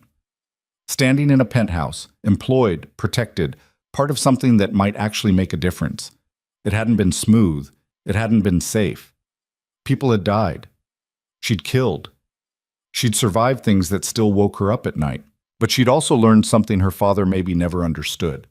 Sometimes the only way to fight monsters was to find bigger monsters willing to fight on your side. Adrian Volkov was dangerous, ruthless, and operated outside every moral boundary she'd been taught to respect. But he'd also saved her life, protected her when no one else would, and given her the resources to finish what her father had started. The world wasn't as simple as good and evil. It was complicated and messy and full of people making impossible choices with incomplete information. Her father had tried to be purely good, and it had killed him. Adrian had embraced being ruthless, and it had kept him alive. Maybe the answer was somewhere in between. Maybe you could be both strong and principled. Maybe you could fight dirty and still fight for the right things. Lena didn't have all the answers, but she had time to figure it out. And for the first time in years, she had something she'd forgotten was possible. Hope that tomorrow might actually be better than today. "Hey," Adrian said quietly. You okay? Lena smiled. Yeah, I actually think I am. And standing there on a balcony 40 floors above Manhattan, watching the city pulse with life, Lena Hart allowed herself to believe that maybe, just maybe, she'd finally found solid ground. The fight wasn't over. It probably never would be. But she wasn't fighting alone anymore. And that made all the difference.